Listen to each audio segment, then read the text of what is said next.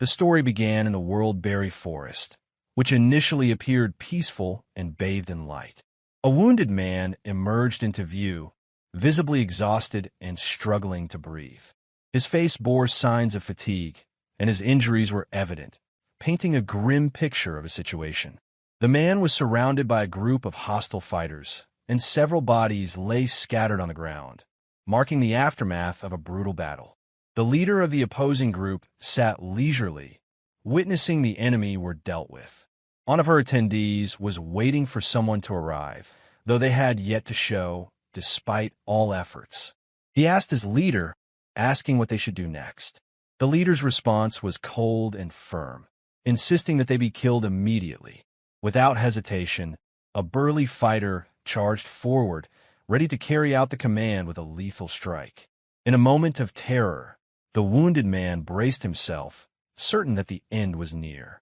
Just then, a young man appeared at high speed, intervening just in time to stop the blow, saving the wounded man from the fatal strike. With a swift motion, the newcomer flung the attacker aside, neutralizing the threat with ease. The wounded man's companions, seeing the young man's timely arrival, felt a surge of relief. They called out his name, Jaehyeon, expressing their gratitude for his quick rescue.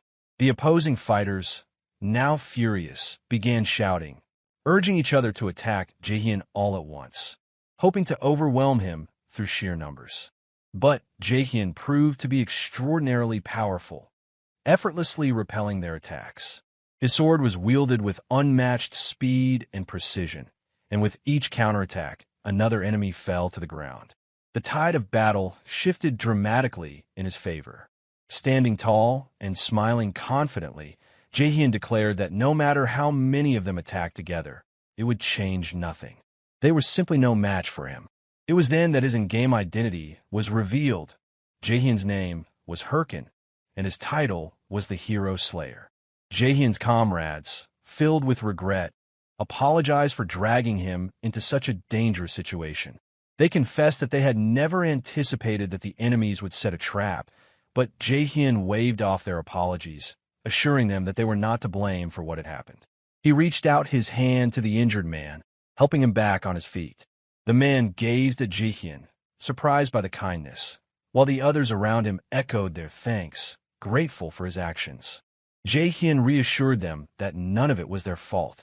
He then turned his attention to the real issue at hand, the opponents who had always been unable to put up a fair fight due to a lack of skill. His words were unmistakably aimed at Selian. With a mocking smile, he asked her if she agreed with his assessment, clearly trying to provoke her.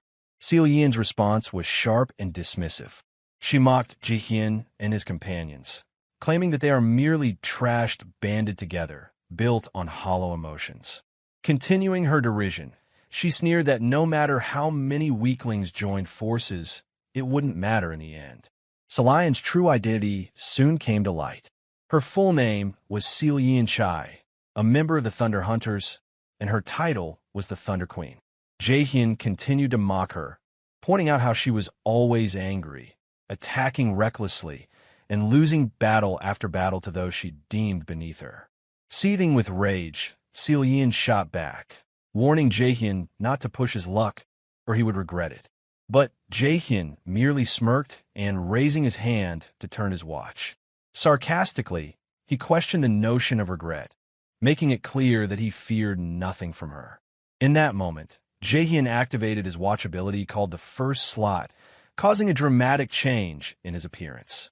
A powerful, distinctive battle outfit materialized around him. With his transformation complete, he smiled confidently and turned to Selian, telling her that regret was a feeling only the weak, like her, would ever know. Selian's fury intensified. She shouted at him, calling him an arrogant bastard before ordering her group to eliminate him immediately. But Jaehyeon stood his ground, still smiling defiantly, declaring that no matter how hard they tried, they would never be able to kill him.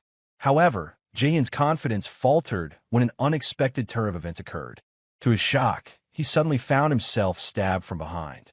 The betrayal came from the very comrades he had trusted, the ones he had fought alongside. His health points dropped rapidly, and warnings began flashing on his screen, signaling that his movements were now restricted. With great effort, Jaehyeon asked how such a betrayal was possible. One of his companions, remorseful, apologized and confessed that they had deceived him. The leader of the traitor explained their motives, admitting that they had all needed the money and asking Jaehyeon not to hate them for their actions. Stunned and filled with anger, Jaehyeon was unable to comprehend how those he had considered his closest friends could betray him so easily. At that moment, Selian appeared once more, laughing cruelly, as if the entire situation were some form of entertainment to her. The scene began with Selian mocking Jaehyeon for his naive belief in the fake bond of friendship he had with his teammates, emphasizing that emotions like trust and loyalty meant nothing when compared to money. She then approached him, coldly stating that she would now make sure to remove him from the game permanently. She continued to humiliate him, mocking that if she kept killing him each time he logged in, he wouldn't even be able to take a single step forward in the game. She reminded him of his past confession, where he had admitted to being a worthless nobody in real life, and how the game was all he had left. With a vicious, mocking smile, she told him that he had now returned to being that pathetic person once again. Unable to bear the insult, Jaehyeon exploded in rage and lunged at her, demanding she be silent. His attack, however, proved futile. The traitor struck him down easily, and his blood spilled across the ground as everyone stood around him, watching. As she stood there unbothered, Selian thanked the others for helping to rid them of Jaehyeon, her tone full of relief. In his final moments, Jaehyeon, consumed by rage and deep pain, asked why they had betrayed him after everything he had done for the team. One of his former comrades shouted at him to just die already, revealing that they had been paid couple millions just to kill him. They asked what he had expected them to do in the face of such a sum. The shock was immense for Jaehyeon. All of the pain, the betrayal, the loss, it had all been for money. Even after everything he had given them, he now realized how hollow their words had been when they had once claimed they were like family. As he reproached them for the devastation they had caused, their faces showed fake expressions of guilt and fear, but by then, it was too late. The game's notification soon flashed on the screen, declaring that Jaehyeon had died. The death notification blinked repeatedly, confirming the end. The game officially informed him that he could not log in again for 48 hours due to the death penalty. Jaehyeon awoke in the real world, drained and physically exhausted from the trauma he had just endured in the game. In that moment, he broke down, sorrowfully admitting to himself that he had lost everything. Information about the game Warlord was then displayed, showcasing its status as one of the world's most popular and successful games.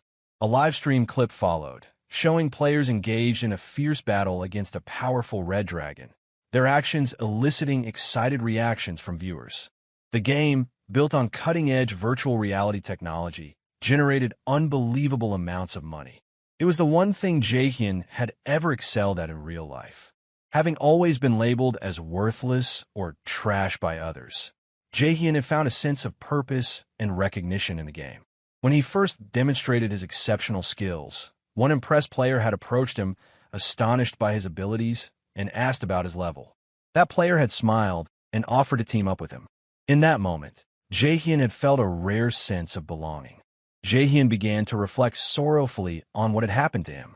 For a fleeting moment, he decided he would forgive those who had betrayed him.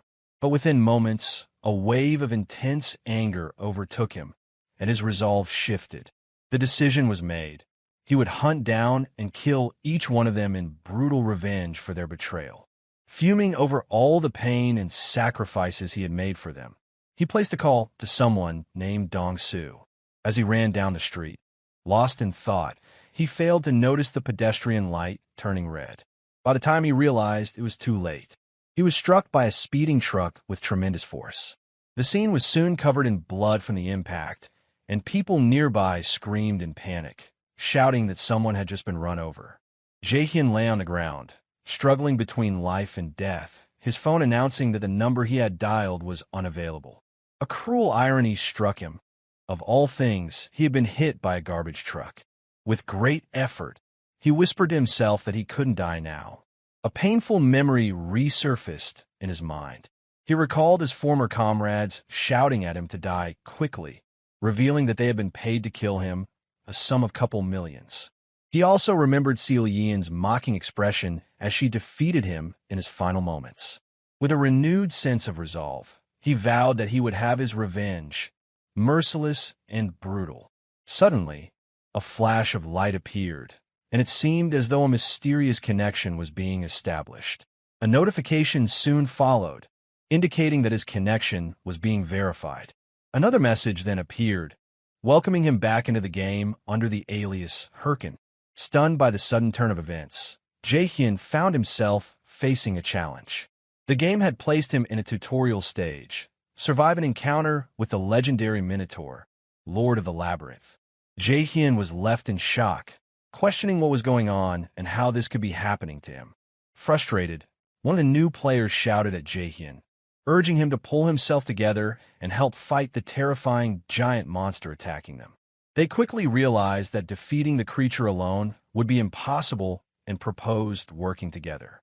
During the conversation, Jaehyeon expressed disbelief at the appearance of a monster that had been removed from the game 5 years ago due to its extreme difficulty.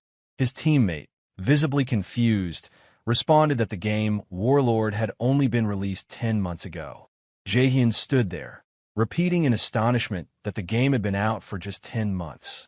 His teammates noticed his strange behavior and asked what was wrong, clearly puzzled by his reaction to the new information. One of them urged him to focus and get ready, telling him to wait for the signal to move. However, Jaehyeon ignored the instructions and began walking ahead of the group without a word. His teammates, bewildered, called out to him, asking where he was going, but he continued to advance in silence, deepening their confusion. They shouted in disbelief, thinking his actions were reckless, especially with the powerful monster still in their path. At that moment, the beast charged at Jaehyeon with incredible ferocity, aiming to strike him down. His teammates yelled warnings, telling him he would die if he kept this up, but Jaehyeon showed no hesitation. He faced the monster head-on, exuding confidence and resolve. With a series of powerful strikes, he delivered a fatal blow to the creature, showcasing an overwhelming strength. The beast let out a fierce roar as Jaehyeon's blow swiftly brought it down. The two other players stood in stunned silence, utterly amazed that Jaehyeon had defeated the monster within moments.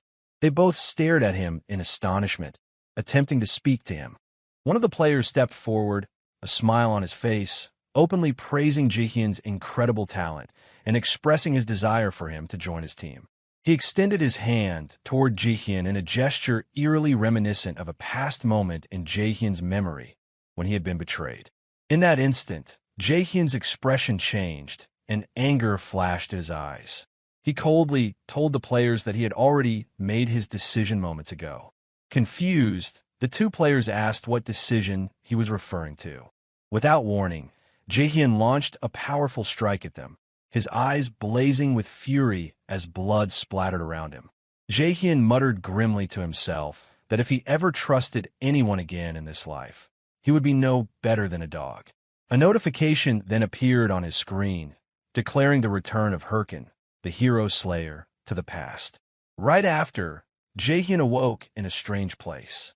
He removed a virtual reality helmet from his head and looked around in confusion, trying to figure out where he was. He quickly realized that he was inside a gaming store, specifically a gear shop that sold virtual reality equipment. As memories flooded back, Jaehyeon recalled that 5 years ago, he had been poor and used to play in the store because he couldn't afford his own gear. He wondered seriously if he had truly returned to the past. Once the thought settled, he immediately resolved that if this was indeed the case, there was much he needed to do. He moved quickly, darting through the crowded store while his mind raced with plans. He reminded himself that he now had 5 years' worth of future knowledge and experience. With this advantage, he knew he could carry out his revenge without hesitation. He approached a store clerk, handed her his payment card, and requested the base gear unit. The clerk appeared slightly flustered, but assured him that she would assist him right away. A wave of excitement and anxiety washed over Jaehyeon as he began to formulate his next steps to level up quickly in the game. However, the clerk soon surprised him by stating that his balance was insufficient to complete the purchase. Jaehyeon stood stunned, shocked by this unexpected setback. He smiled bitterly, realizing just how dire his financial situation had been in the past. He stood there, deeply frustrated, blaming himself for forgetting that he had no money. He remembered that the only reason he had played in the store before was because he couldn't afford to buy his own device. The pressure began to mount, and he wondered what he could do now. Should he try to earn money quickly, though he knew he couldn't afford to waste time waiting? At that moment, an image of Selian appeared on a nearby advertisement screen, part of a campaign for the game. The ad posed a question that demanded attention, asking what they were waiting for. The words were bold and direct, as if daring anyone to second-guess themselves. It declared that the strong did not fear challenges, and that hesitation was a luxury no one could afford in the midst of battle. Jaehyeon stood silently before the advertisement, watching as Selian, the Thunder Queen, appeared on screen, calling upon everyone to become true masters of war. He remained in front of the massive display showing the game's title, Warlord, as the bold caption urged him to start immediately. Lost in thought, Jaehyeon reflected on his current situation, carefully weighing what his next move should be. The image of Selian's mocking face resurfaced in his mind, accompanied by her scornful words, telling him that once again he had become nothing more than worthless trash. A surge of determination rose in him. Jaehyeon resolved that he couldn't afford to wait any longer. Hesitation, he knew, was a luxury he could no longer afford. As the sun began to set, the scene shifted to a modest, simple apartment, his home. There, a VR capsule gaming system had just been delivered and installed in his room. The technician had completed the setup, informing him that everything was ready before promptly leaving. Jaehyeon responded with a brief, dismissive reply before falling deep into thought, holding a card in his hand. He reminded himself that the fastest way to get money was through this card. It was an advertisement for a quick and easy loan service. Not long ago, he had sat across from a man and requested a loan of 10 million won. The man had assured him, with casual indifference, that it could be arranged. But then the man had paused, adding ominously unsettling, gentle smile. In a sudden, violent motion, the man plunged a knife into the card on the table, delivering a clear, direct threat.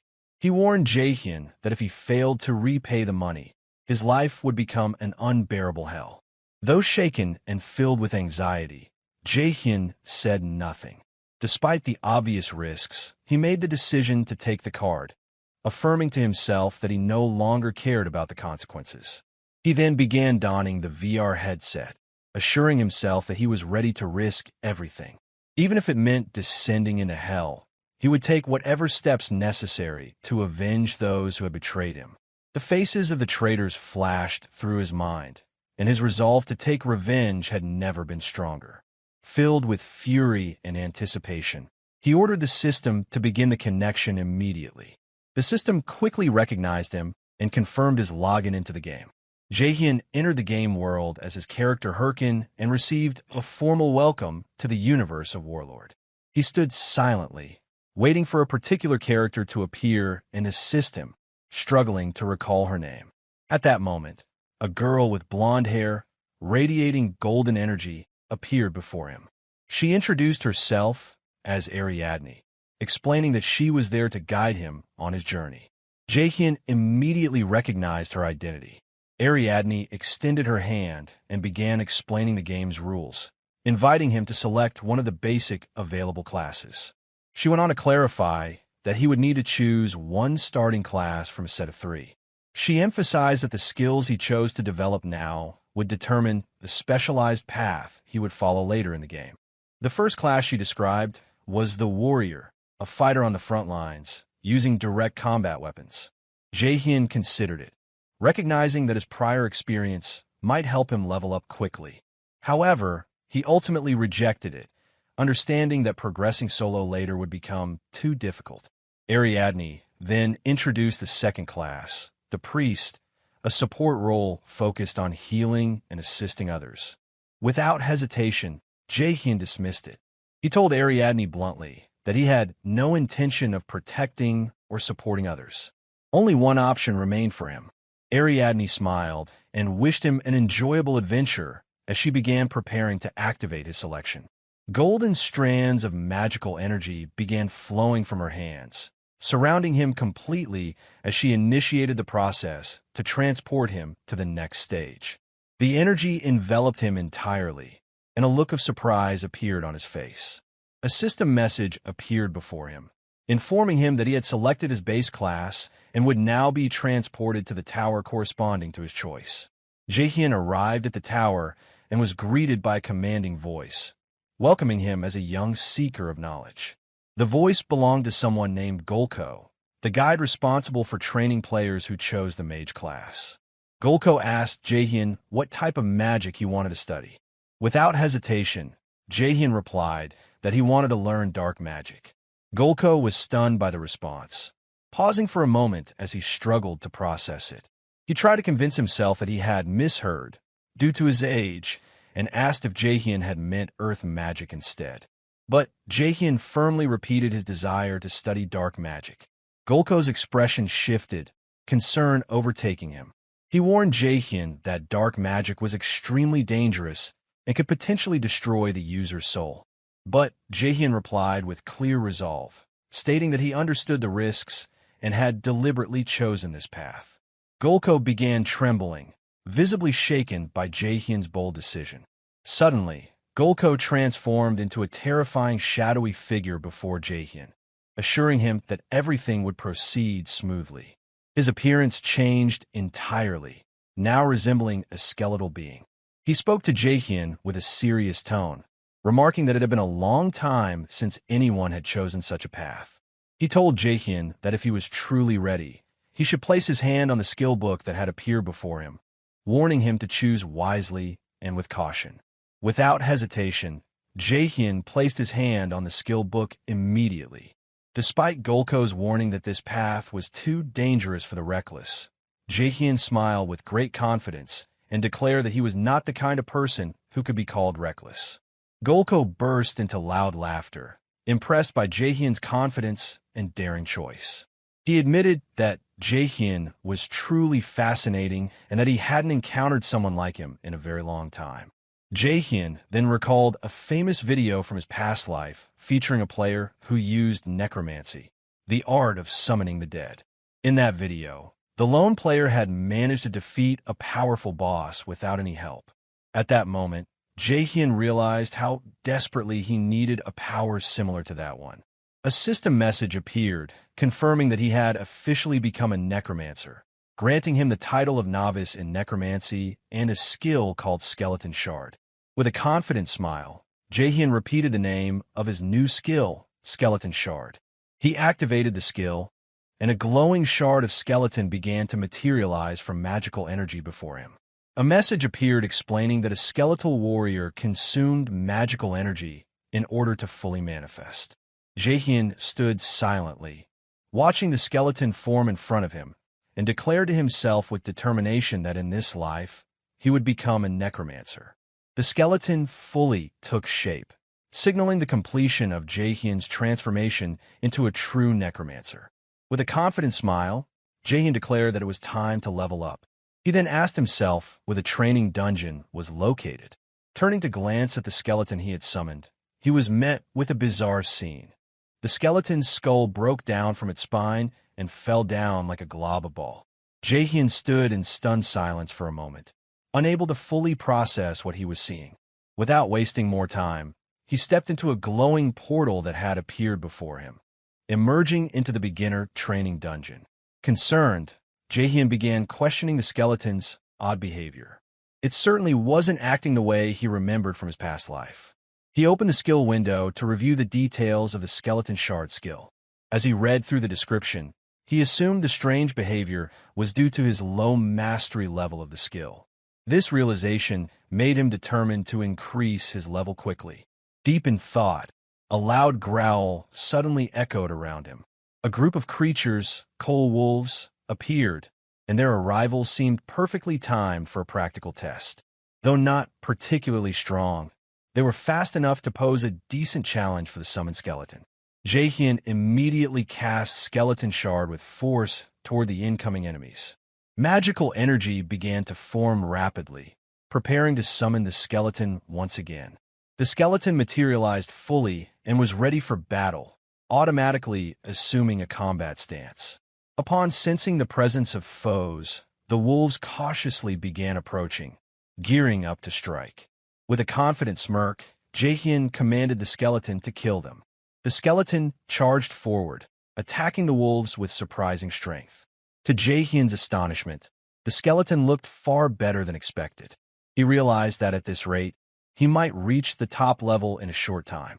However, his surprise quickly turned into shock when the skeleton's bones suddenly scattered in every direction. Jaehyeon stood frozen in disbelief, struggling to comprehend what had just happened. The skeleton's skull fell to the ground, bearing an almost comically sad expression. Overwhelmed with confusion, Jaehyeon fell stunned and unsure of what he had just witnessed. He quickly called for the skill window, desperate to find out what had gone wrong. As he read further, he discovered that he had forgotten to assign a combat mode for the skeleton.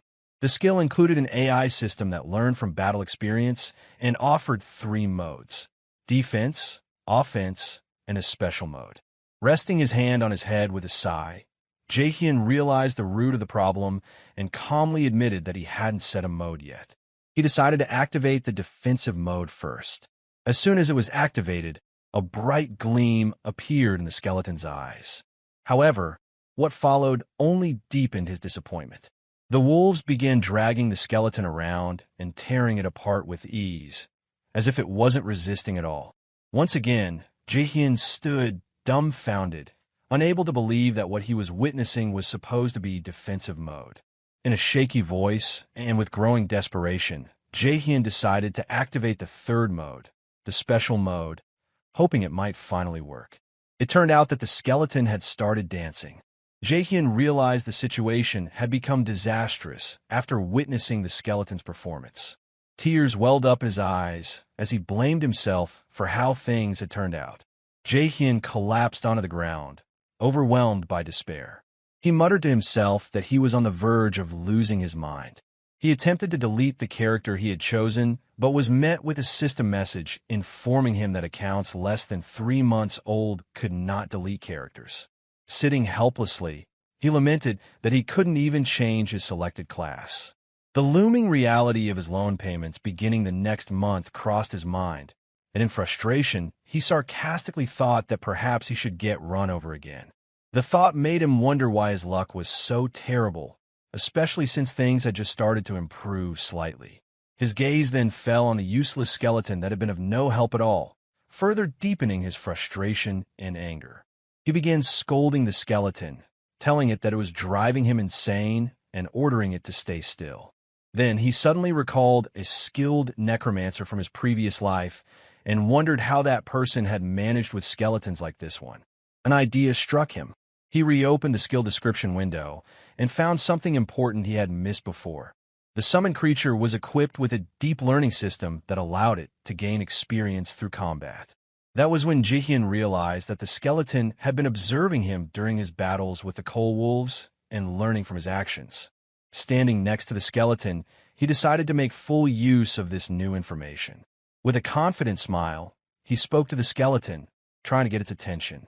The skeleton turned toward him, slightly confused. Jaehyeon, now brimming with confidence, addressed the skeleton, telling it that it was incredibly lucky to have a master like him. He went on to say that, despite appearances, people used to think of him as a genius, and he had trained all his former team members until they reached the top. He instructed the skeleton to remember one core rule in combat. Without warning, he lunged at it, landing a strike as he shouted that the rule was simple. If it couldn't dodge the attack, Jaehyeon stated that it will die. The skeleton took the blow hard and collapsed to the ground instantly. Jaehyeon struck again, knocking it down once more. Unrelenting, he told the skeleton to get ready for another attack and continued delivering a relentless series of blows. With every strike, the skeleton fell, but Jaehyeon showed no mercy, determined to train it.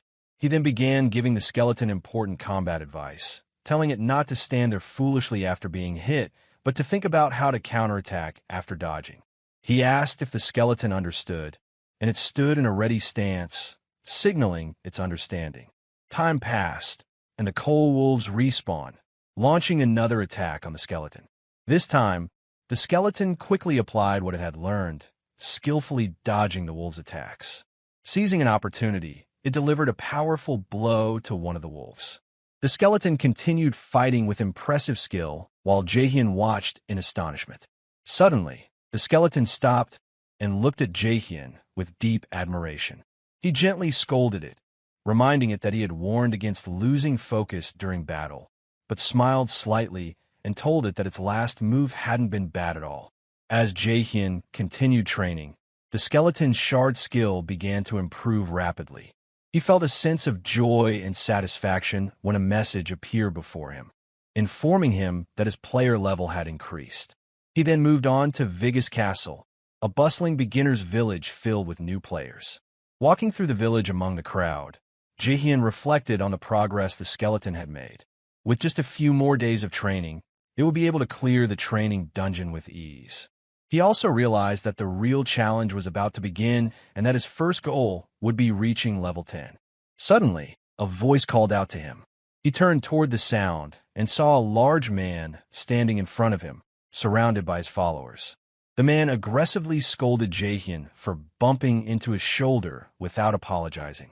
Jaehyeon assessed the group and thought to himself that they looked like nothing more than third-rate thugs. Annoyed at having his time wasted, he seriously considered killing them on the spot. Just as one of the men was about to attack, someone appeared, dressed in intricately drawn clothing, and effortlessly stopped the assault. The newcomer smirked and told the attacker that it wasn't right to hit people like that. The large man, furious, demanded to know who the stranger was and whether he was with Jaehyeon. The newcomer replied that he wasn't exactly with him. Jaehyeon instantly recognized the stranger. It was Matador Chev, a very powerful warrior from his previous life. He couldn't help but notice the man's massive muscles and his signature odd attire. Jaehyeon vividly remembered that Matador had been a first-class warrior and the strongest player in his past life. Confusion and unease filled him as he wondered why such a legendary warrior would be in this place. Meanwhile, Matador stood, his disapproval of the attacker's behavior evident in his sarcastic tone. The thug attempted to justify his actions, claiming that Jaehyeon had struck him first. He insisted that Matador had no right to intervene without knowing who Jaehyeon was. Matador, calm and composed, smiled as he responded, quoting an old saying about an eye for an eye, implying that Jaehyeon had every right to retaliate. The moment he spoke, Matador unleashed a fiery combat aura, which struck fear into the attackers. The large man froze, terror evident in his eyes, while Jaehyeon observed the situation closely. With his usual calmness and sarcasm, Matador remarked that the man had struck his palm with a fist first. A terrifying grin spread across his face, and he added that it was only fair to return the favor.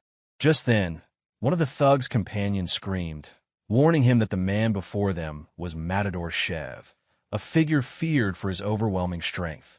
In a panic, the companion explained that Matador was the leader of the Red Bulls Guild, one of the top 30 guilds, and was famous for his obsession with fighting. He emphasized that Matador was the notorious fighter known as the Killer. The attacker's shock deepened as he questioned, in fear, why someone as famous as Matador would get involved in such a trivial matter. Matador advanced on him with a menacing gait, his voice cold and cutting as he demanded to know what the response would be now. The man froze in place, unable to utter a word. Within moments, he and his companions turned and fled, screaming apologies and terror-stricken at Matador's power. Matador smiled with satisfaction, pleased that the situation had been resolved with words alone. As the attackers retreated in fear, he turned to Jaehyeon with a friendly smile, asking if he was all right. He advised him not to pay attention to people like that. However, Jaehyeon quietly distanced himself from Matador, leaving him puzzled by the reaction. Before walking off, Jaehyeon coldly stated that he no longer needed his help before walking away. Matador stood in stunned silence, unsure of how to respond. Chuckling softly to himself, he acknowledged that Jaehyeon was indeed a cold individual. As Jaehyeon moved farther away, anger and frustration welled up inside him. He couldn't shake the feeling of helplessness he had experienced in the face of Matador's overwhelming strength. His hand trembled from the intensity of that power, and he admitted to himself that fear had gripped him in that moment. Jaehyeon made a firm decision then. The next time he met Matador, he would be a completely different person. His expression hardened with resolve as he silently vowed to change. The scene then shifted back to the training dungeon, where flames flickered along the walls, casting shadows over the space. Jaehyeon sat alone, his mind preoccupied with the vast gap in strength between himself and formidable players like Matador. He thought of Matador and another figure named Selian, realizing that their powers were nearly on par. If he sought revenge, he would need to grow much stronger than he was now. Suddenly, a powerful beast resembling a tiger appeared, launching a fierce attack. Jaehyeon's summoned skeleton quickly intervened, striking the tiger with skill and precision. The skeleton maintained its aggressive assault, dealing heavy damage to the beast. After a swift battle, a system notification appeared before Jaehyeon, informing him that the skeleton had successfully killed the tiger and that his level had increased once again. Despite the success, Jaehyeon was not satisfied. It had taken him 3 days to reach level 10, longer than he had expected. He looked at the skeleton, which appeared tired and worn out from the fight. He found its condition amusing, but a message soon appeared, congratulating Jaehyeon for finally reaching level 10 and informing him that the training dungeon had been cleared of monsters. The beginner's mark was removed from his profile, and the rewards began to transfer to him. Jaehyeon felt immense joy as the items arrived. A device called the War Watch materialized on his wrist, equipped with various features such as status, quests, map, inventory, and communication tools. Jaehyeon felt a surge of excitement at using this device again after such a long time. He requested his status window, and it soon appeared, displaying his updated information. Name, Hyrkan, level 10, class, Necromancer, along with his stats points in strength, endurance, intelligence, and mana. A message then appeared, prompting him to distribute his available stat points. Jaehyeon paused to think carefully. This was his first time allocating points, so he needed to be wise. A necromancer would naturally invest in magic or intelligence, but Jaehyeon smiled confidently and, to his surprise, chose to invest all his points into strength. Once the points were allocated, a message appeared confirming that his strength had increased by 50 points. Jaehyeon looked down at his hand with a deep sense of determination as a new system window appeared, confirming that his total strength had now reached 53 points. This was exactly what he had hoped for, and a surge of satisfaction washed over him, reaffirming that he had made the right decision. However, the skeleton stood nearby, staring at him with wide, disappointed blue eyes. Its expression seemed to convey the belief that Jaehyeon had abandoned the path of a necromancer by focusing on increasing his physical strength instead of his mana or intelligence. Noticing the skeleton's gaze, Jaehyeon grew irritated. He crossed his arms and asked what the skeleton thought it was doing. After a brief moment, he reached out and gently tapped the skeleton on the head. He reassured it that he hadn't abandoned the path of a necromancer. Instead, he explained that he was trying to teach the skeleton and help it grow stronger. Jaehyeon went on to elaborate that raising his mana or intelligence wouldn't make much of a difference at this stage of his journey. On the other hand, boosting his physical strength would allow him to teach the skeleton the combat techniques he had mastered at the peak of his former power. Speaking with serious conviction, he added that he was betting his life on the skeleton's development and that it needed to focus on its training. With a confident smile, he added that there were always other ways to compensate for the lack of stats. After reassuring the skeleton, Jaehyeon made his way to the Adventurers Guild building at the Vigus Castle branch. Inside, he was greeted by the sight of eager new adventurers, all waiting excitedly for the chance to take on quests. The place was bustling with energy, and he overheard adventurers bickering over who would be first to claim the next available quest. The atmosphere was lively, but Jaehyeon quickly realized that the available quests at this stage were not particularly great. Despite this, the excitement in the air was palpable as the adventurers were still at the beginning of their journeys. He approached one of the guild staff members and politely asked to see the available quest list. The staff member glanced at him in surprise before explaining that most of the quests left were quite difficult, and no one seemed willing to take them. The staff member then asked Jaehyeon if he was really sure about selecting something like that. Jaehyeon paused, his eyes scanning the list of quests. Silently, he admitted to himself that they were, in fact, not ideal quests. But at that very moment, a confident expression crossed his face. He had found exactly what he had been looking for. The quest he chose was titled Cave of Mount Bima, with the objective being to eliminate all low-level monsters in the vicinity of Mount Bima. The reward was a modest 10 gold coins.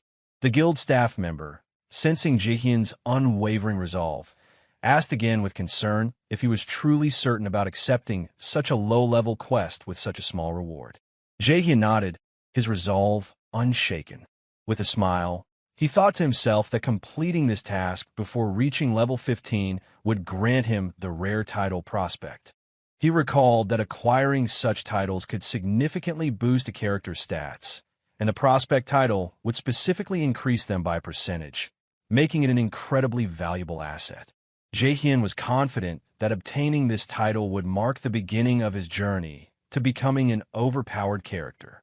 Excited, he made his way forward with the next step in his plan, preparing the necessary equipment. Jaehyeon arrived near Mount Bima, where the quest was to take place. However, as he stepped out to the light, his excitement quickly turned to shock and deep frustration.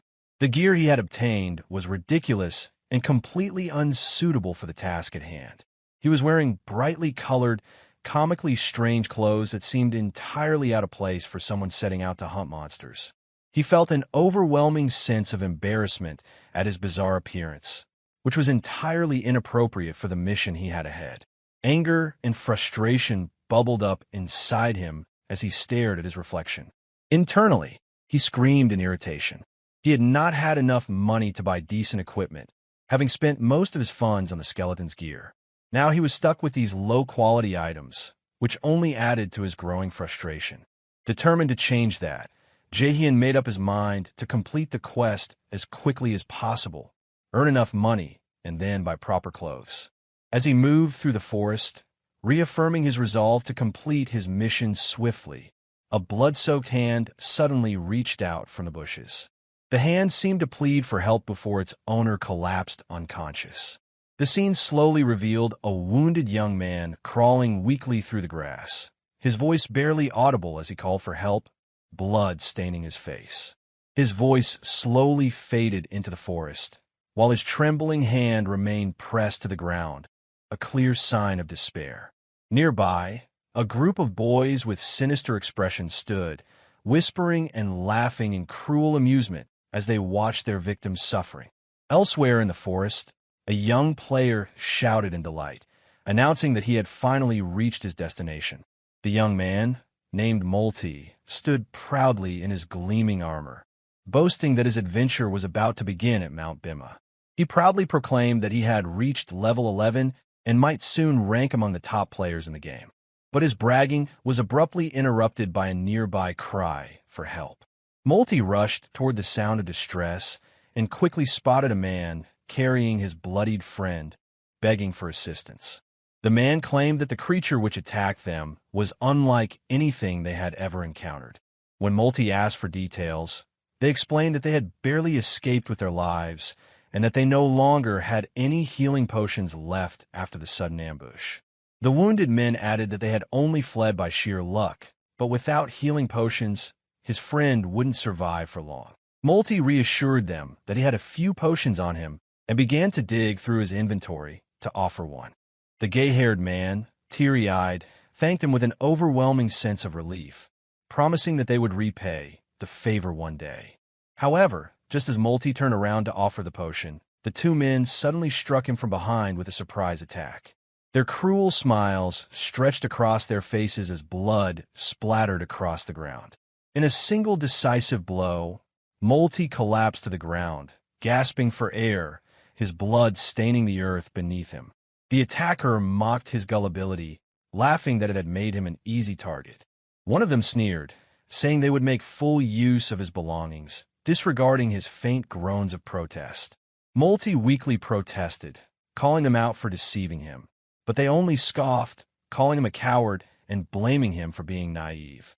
Their leader laughed mockingly, saying only a fool would fall for such a cheap trick. A system notification then appeared, announcing the death of the player Multi and the extinguishing of his aura.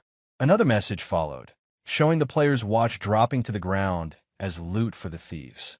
The gang gathered around the fallen watch, laughing, with one of them remarking that tormenting beginners was always a never-ending source of fun.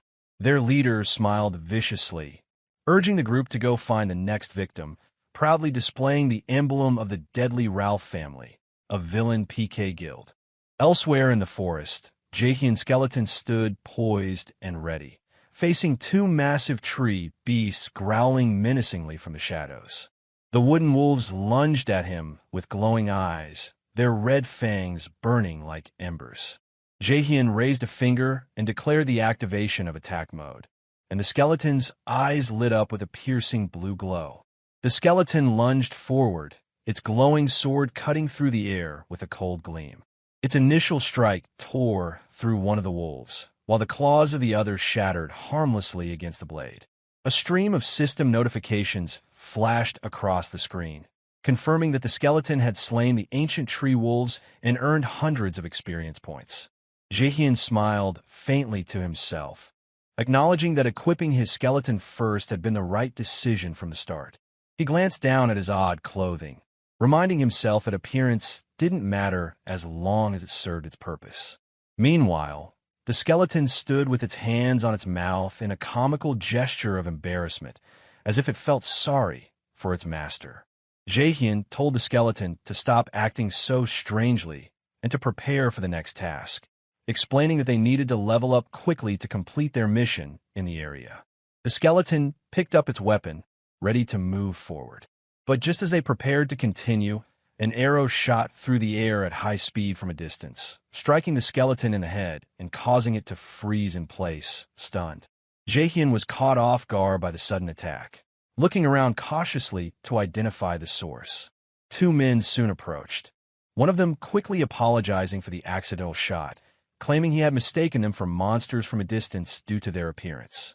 The men approached with an apologetic demeanor, trying to explain the situation, while the skeleton remained on guard, prepared to protect its master. Jaehyeon accepted their apology coolly, but began to feel suspicious. Their odd expressions and the tension in the air made him uneasy. He quickly noticed a player's watch on one of their wrists and a blood-stained knife hidden behind the other's back, deepening his doubts about their intentions. Jaehyeon muttered to himself, scoffing at their nerve, and immediately realized they were planning to deceive him. But then, he suddenly smiled, deciding to play along. He told them that he might be willing to forgive the incident if they gave him just one mana potion as compensation. The two men pretended to be embarrassed, claiming they didn't have any mana potions, but they offered to help him level up as a way to make up for their mistake. Jaehyeon raised an eyebrow and asked if they were sure they wanted to help him. They quickly confirmed that it was the least they could do after what had happened. At that moment, the roar of beasts echoed through the forest. One of the men smiled, saying it was the perfect time to start leveling. They explained their plan to Jaehyeon. They would attack and weaken the monsters, and all he had to do was land the final blow to earn the experience points. Jaehyeon agreed, still watching them with caution as they whispered among themselves, reaffirming their malicious plan. The large warrior stepped forward, provoking the wooden wolves and drawing their rage just as they had planned. The mage accompanying the thieves cast a spell that enhanced the monster's attack power, causing its claws to glow with a terrifying red energy. With a sinister smile, he deliberately pushed one of the wolves toward Jaehyeon, pretending it was an accident as part of their trap. Jaehyeon was caught off guard when the wolf charged directly at him, its glowing claws outstretched. Instinctively, he raised his arms, preparing for the attack. From a distance, the group of thieves watched, expecting Jaehyeon to be easily overwhelmed by the sudden assault.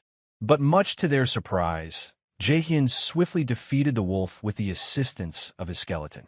He then turned to scold the skeleton for reacting too slowly, shaking his head in mock disapproval. With a confident smile, he gave the thieves a thumbs up and told them to continue their support, leaving them stunned by his unexpected strength. The two men, growing anxious and increasingly afraid, began to question Jaehyeon's true level and abilities. They quickly decided to alter their strategy, thinking that perhaps a larger wave of monsters would be enough to overpower him. They sent a fresh batch of beasts to attack all at once, hoping to catch him off guard. During the chaos of the group attack, the warrior seized the opportunity to ambush Jaehyeon. He lunged at him from behind, raising his heavy hammer high and shouting that this time he wouldn't miss his finishing blow. Full of confidence, he swung the hammer with all his might, certain it would land squarely on its target. But to his utter shock, Jaehyeon dodged the strike with perfect timing, slipping away as the warrior's hammer missed by mere inches. The man screamed in disbelief as he watched his attack fail before his eyes. Jaehyeon moved with astonishing speed, sliding his sword beneath the warrior's massive arm, slicing through his body with precision. The warrior staggered backward, blood bursting from the deep gash in his chest, while the skeleton attacked from another angle. The remaining two thieves watched in shock, unable to comprehend what they were witnessing. One of them shouted in disbelief, his voice trembling as he called out to his companions. Jaehyeon ordered the skeleton to launch another attack, prompting its eyes to glow a brilliant blue in preparation for the command. Together, they dashed forward at incredible speed, closing the distance between them and their opponents in mere seconds. One of the thieves began to scream, begging them to stop so they could talk, but Jaehyeon ignored him entirely. With a swift, coordinated strike, Jaehyeon and the skeleton delivered a double blow that landed with incredible force. Both thieves were knocked off their feet, their cries of pain echoing through the forest. The force of the blows sent them flying through the air, while Jaehyeon and the skeleton stood firmly in place, surrounded by a wave of blue energy they had unleashed. Jaehyeon turned away, coldly stating that he knew exactly what kind of people they were. He added that they always betrayed those who trusted them and robbed them of everything. Slowly, he stepped toward one of the wounded thieves and told him that such a trick might have worked on him in the past, but no longer. The injured thief began to plead for mercy, promising to give Jaehyeon everything he had in exchange for his life. But Jaehyeon was unmoved, cutting him off with two simple words, declaring that he no longer trusted humans. Without hesitation, he struck the man with a finishing blow, ending his life in an instant. A system notification appeared on the screen, announcing that the player Ralph had died and that 8 watches had been dropped without an owner. Jaehyeon looked down at the spoils, calmly stating that in the current situation, there was only one logical choice: to make the most of these rewards, starting with the clothes. Meanwhile, the skeleton, seemingly venting its frustration, aggressively kicked the corpse of the massive warrior. Though blood covered its bones, the skeleton seemed oddly moved as it looked at Jaehyeon. Sensing its unease, Jaehyeon gently asked if the skeleton wanted something for itself. He approached the skeleton, reaching out to envelop it in a magical blue light that healed its injuries. The skeleton, clearly excited, lifted its sword high as it stood proudly in its new pair of pants, looking every bit the warrior it had become. Jaehyeon laughed and asked if it really liked its new look that much. Then, in a calm tone, he remarked that appearance didn't matter in a game. What truly mattered was the core of one's strength. Despite this, Jaehyeon couldn't help but show off as he walked around in his newly acquired outfit. He chuckled slightly, whispering to the skeleton that the war watches they had obtained were truly a treasure. He explained that when a player's war watch was sold, a random item from its inventory was dropped as loot. These items could range from rare pieces like the Black Goblin pants and a sword infused with the essence of an ancient tree to curse skill books and even money, all of which made Jaehyeon laugh greedily as he described it as a real stroke of luck. Jaehyeon then said that these spoils had allowed him to create something new at an unexpectedly fast pace. He raised his hand to reveal a uniquely designed golden mask, smiling as he commented that he had finished crafting it even faster than he had anticipated. From now on, he would begin recording his gameplay, and to do so, he needed to build a strong identity to suit his new goals. He affirmed to himself that creating a distinctive persona would be crucial for the next stage of his journey.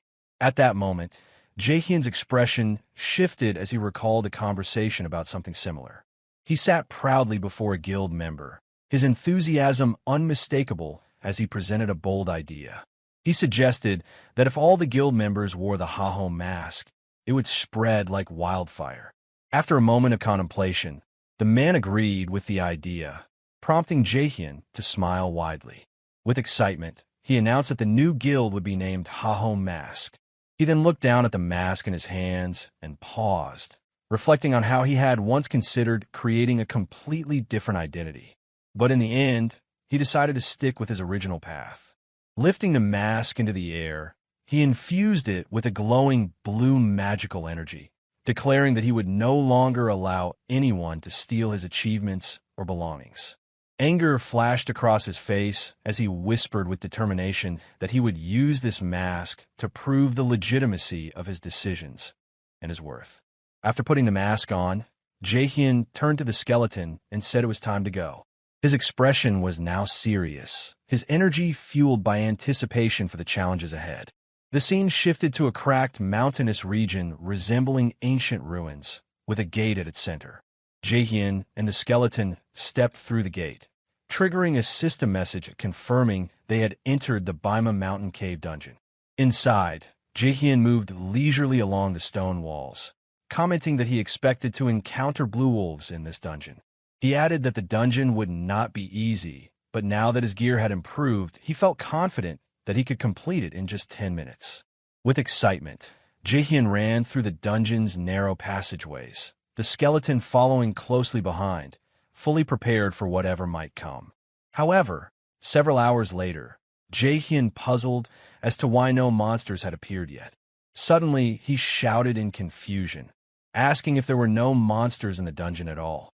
He muttered angrily, remarking that the situation seemed strange. If someone had already cleared the dungeon, a system message should have appeared. Suspicion crept into his thoughts, and he began to suspect it might be a system glitch. His eyes froze as he noticed something on the wall. He quickly moved closer to touch a swirling mass of glowing purple energy. In astonishment, he remarked that it was something completely different.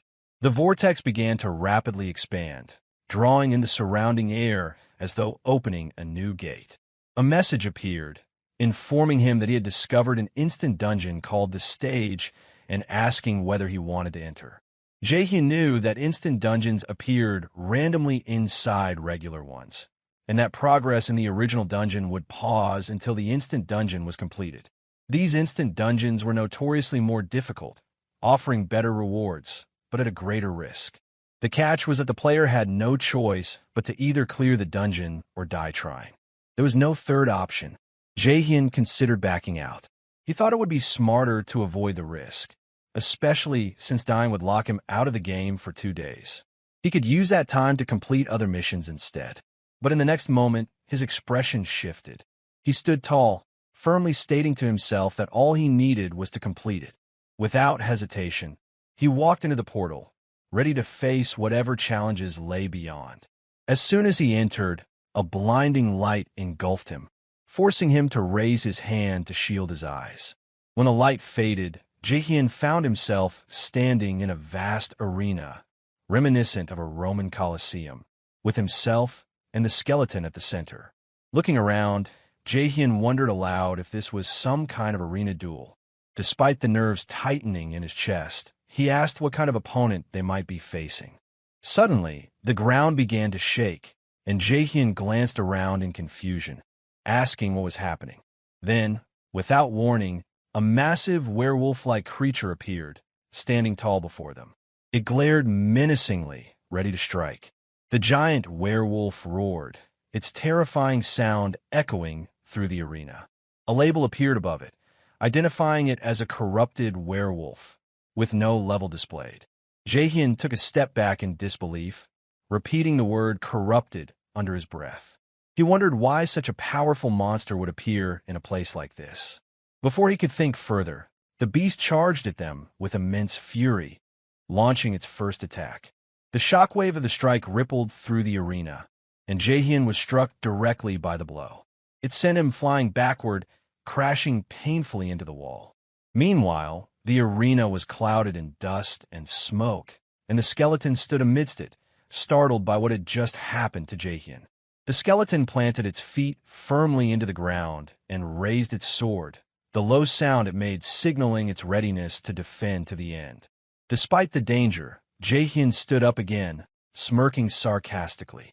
He chuckled, remarking on how absurd the situation was becoming. Then, he laughed loudly, as if the surprises wouldn't stop today. He noted that corrupted monsters were usually tied to main quests, making him lucky to have encountered one now. With a sly grin, he ordered the skeleton to prepare for battle, joking that if they didn't defeat this monster, they wouldn't be eating dinner tonight. With a confident grin, Jaehyeon charged directly at the beast, eager to begin the fight. The skeleton already stood firm, and together, they advanced quickly and cautiously toward their opponent. The skeleton raised its sword high, and Jaehyeon used it as leverage to propel himself into the air, leaping high above the werewolf. The corrupted beast looked up in surprise, watching Jaehyeon as he prepared to strike from above. Excitement flickered across the werewolf's face, its eyes gleaming as though it were about to enjoy a delicious meal. At the same time, Jaehyeon summoned dark energy from within himself, preparing a new skill to unleash on the beast. Dark purple energy surged into his weapon, and with a fierce declaration, he activated the skill, Demon's Curse. As the skill took effect, the dark energy coiled around the werewolf, and shock spread across its face. The attack struck directly, causing the beast to stagger back with a cry of pain. Jaehyeon's blow successfully severed its arm. and a system message confirmed that the skill had been activated and that the enemy's attributes had decreased by 10%. Jaehyeon smiled with satisfaction, acknowledging that the skill wasn't bad for a first-time use. However, the monster wasn't finished. It roared in anger and resumed its attack, launching a furious punch at Jaehyeon. He braced himself for impact, but before the blow could land, a new notification flashed on the screen, announcing that the corrupted werewolf had entered a berserk state and that all status effect had been completely removed. Jaehyeon let out a dry laugh, sarcastically acknowledging how foolish it was to think that an instant dungeon would be that easy. At that moment, he knew it was time to use a special skill he had been saving for later. He raised his hand, pressing the device on his wrist to activate the new ability. A surge of immense dark blue energy erupted from his body, enveloping him in a wave of power. A spiral of energy formed around him, shooting into the sky as the ground trembled beneath his feet. Then, in a blinding flash, the energy burst outward, flooding the entire arena with light. When the glow faded, Jaehyeon stood revealed in a new set of armor, cloaked in dark energy.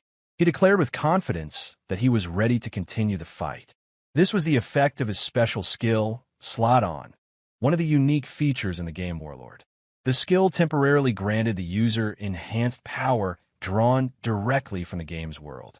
It activated an enhanced form, granting Jaehyeon temporary supernatural strength. This form was unique to each player, varying in appearance and offering individual enhancements. Players had collectively agreed to call this form Ultimate Mode. Jaehyeon now stood in his new form, enveloped in a brilliant blue aura. Raising his hand with renewed confidence, he prepared himself for the next phase of the battle. On the opposite side, the corrupted werewolf let out a horrifying roar, baring its massive fangs and glaring at Jaehyeon with savage intensity. With a terrifying speed, the werewolf lunged toward him. Cloaked in dark blue energy against the intensified werewolf's movements, Jaehyeon prepared to face the beast. The creature dashed sideways, its claws raised to strike with a powerful blow. It unleashed a rapid series of attacks, but Jaehyeon skillfully dodged each one, narrowly avoiding a swipe that came dangerously close. As the werewolf's claws slammed into the ground, creating a massive crater, Jaehyeon seized the moment, leaping away just in time to avoid another devastating strike. Jaehyeon realized then that this wasn't just any monster. Its speed and raw power made it a formidable opponent. If he took just a few more hits, the battle could easily end in the creature's favor. With a calm smile, he muttered to himself that he had a plan. He unleashed a sharp blue wave from his sword, aimed directly at the beast. The wave struck the corrupted werewolf, sending it reeling backward in pain. Jaehyeon stood firm, ready for more, his calm demeanor unshaken.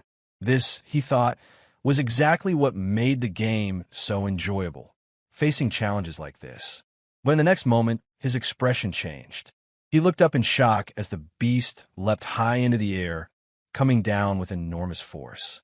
Jaehyeon quickly retreated, narrowly avoiding the massive impact. As he dodged, he remembered that the beast was now in its berserk state, a phase that dramatically increased its power. As he got thrown in the air, Jaehyeon found the werewolf standing directly behind him. Its glowing red eyes locked onto him, and it prepared to strike.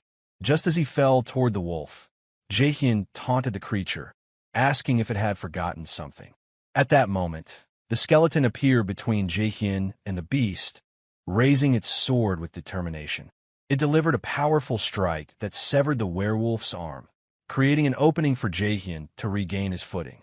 With the opening created, Jaehyeon shouted to the skeleton, urging it to execute the move they had trained for together. His voice was filled with confidence, and he felt ready to finish the fight. The werewolf was taken aback when it saw the two of them rushing toward it at incredible speed. Unable to react in time, Jaehyeon and the skeleton landed their strikes with surgical precision. The beast's body began to tear apart under the force of the double attack, breaking down into multiple small pieces with no resistance. A message appeared confirming the corrupted werewolf had been slain, followed immediately by a notification stating that the slot-on feature had been deactivated. Jaehyeon smiled with satisfaction after the battle, calmly commenting that the result wasn't bad at all for such a fast-paced fight. A quest card appeared, confirming the completion of the Subjugate the Monsters Around the Cave of Bima Cave mission. As a reward, he earned 10 gold coins. Additional notifications flooded the screen, confirming that the skeleton had defeated a powerful monster and that its skill had been upgraded to rank E. They also earned 20,865 gold along with a werewolf skull and werewolf hide. Jaehyeon cheerfully pointed out that the rewards were truly valuable, adding that it felt like all their hard work had paid off. After the battle ended, another message appeared before Jaehyeon.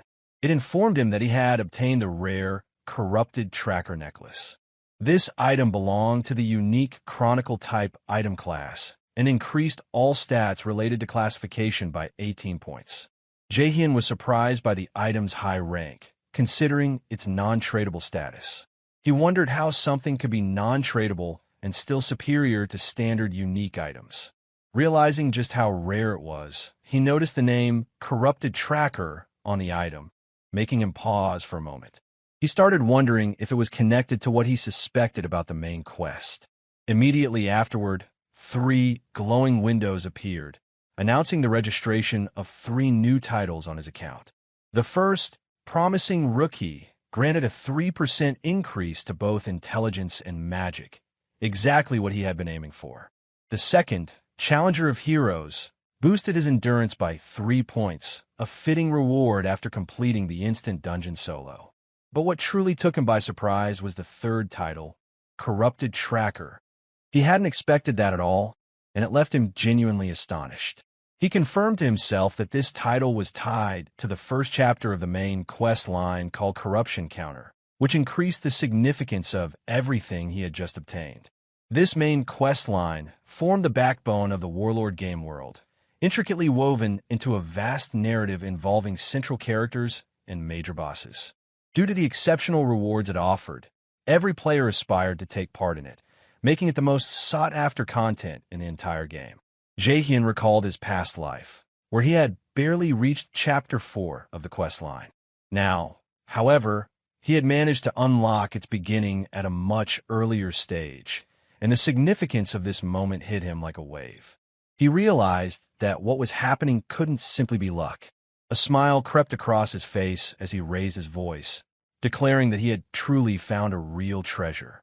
With a contented laugh, he initiated the logout sequence, still in disbelief over his achievements. The scene shifted back to the real world. Breaking news was being broadcast on the screen. Guild Hydra had officially entered the final chapter of the Count Corruption scenario, aiming to complete it within 3 months. Jaehyeon sat silently before the screen, a cup in hand, his face marked by deep contemplation. He wasn't sure whether to feel pride or frustration at the speed of others' progress. Sarcastically, he commented on his own fortune, his frustration evident as he lamented the fact that someone had already reached the final chapter of the quest. If he entered now, there'd be nothing left for him to achieve, and it irked him deeply. He wondered aloud whether he should stop trying for now and instead prepare for the next chapter later on, allowing others to get ahead while he regrouped. But after a brief moment of silence, something sparked within him. A look of inspiration crossed his face, and he suddenly realized something that shifted his whole perspective. The entire world was currently focused on the Count Corruption quest, which was nearing its conclusion. As the first major quest in the game, it occurred to him that releasing a video about it now would go viral, making it a golden marketing opportunity. He began imagining the number of views his video could rack up, picturing himself as a king sitting on a throne, surrounded by wealth and success. Laughing triumphantly, he told himself it was fortunate he had recorded every moment of his gameplay. Now realizing that editing and uploading it immediately to the video platform would be his big break. He added that editing was the key to making the video shine, and he couldn't entrust such an important task to just anyone. It needed someone who knew how to make a video look professional, someone who could take his footage and elevate it. He decided to reach out to someone known in his past life as the god of editing, assuring himself that this was the right person for the job. The scene shifted to a girl with pink hair and glasses, eating noodles while watching something on her phone. She was known as Editor Romani. As she scrolled through her feed, a notification popped up requesting video editing for a dungeon clear video from a player named Hyrkan, listed as level 15. She was initially surprised by the request, laughing sarcastically as she questioned what kind of video a newbie like that could possibly offer after clearing a dungeon. She assumed he was just another rich beginner trying to show off online. But suddenly, her expression shifted. She jumped up from her seat, a gasp escaping her lips, as if she had found something completely unexpected. She leaned toward the screen, her eyes locked on it with intense focus, and whispered to herself that she had found it. Romani, the freelance video editor known by the nickname Hellmouth, was staring at her phone, her face filled with astonishment. She shouted with excitement, clearly elated that she had found her inspiration. Meanwhile, in a different part of the city, a woman stood in her luxurious apartment, gazing out at the sprawling cityscape while holding a tablet in her hands. As she calmly observed the view, an employee rushed into the room, addressing her as director and asking if she had called for him. The woman informed him that a new video related to the Count Corruption quest had just been uploaded. She explained that the video was particularly intriguing because it featured a level 15 player defeating a corrupted werewolf alone, an achievement that had never been done before. Shocked, the employee confirmed that their team had reviewed the footage and confirmed that the player's level was indeed low. He suggested that, based on this, there was no immediate need to give the video much attention. On the other hand, the woman admitted she personally found the video enjoyable. She smiled, confident in her assessment. She said that she wanted this player. With unwavering determination, she added that she wanted him brought to her immediately. At that moment, her identity was revealed. She was Selian, the top figure in the financial world, and the ace of the massive Thunder group in the world of Warlord. However, in the game, she was known as Sir, the Queen of Thunder, the very person who had schemed against Jaehyeon in the previous timeline. Jaehyeon felt a wave of disbelief wash over him as he stared at the post he had uploaded earlier in the day. The view count had surged far beyond his expectations, reaching 6,000 views in just a few short hours.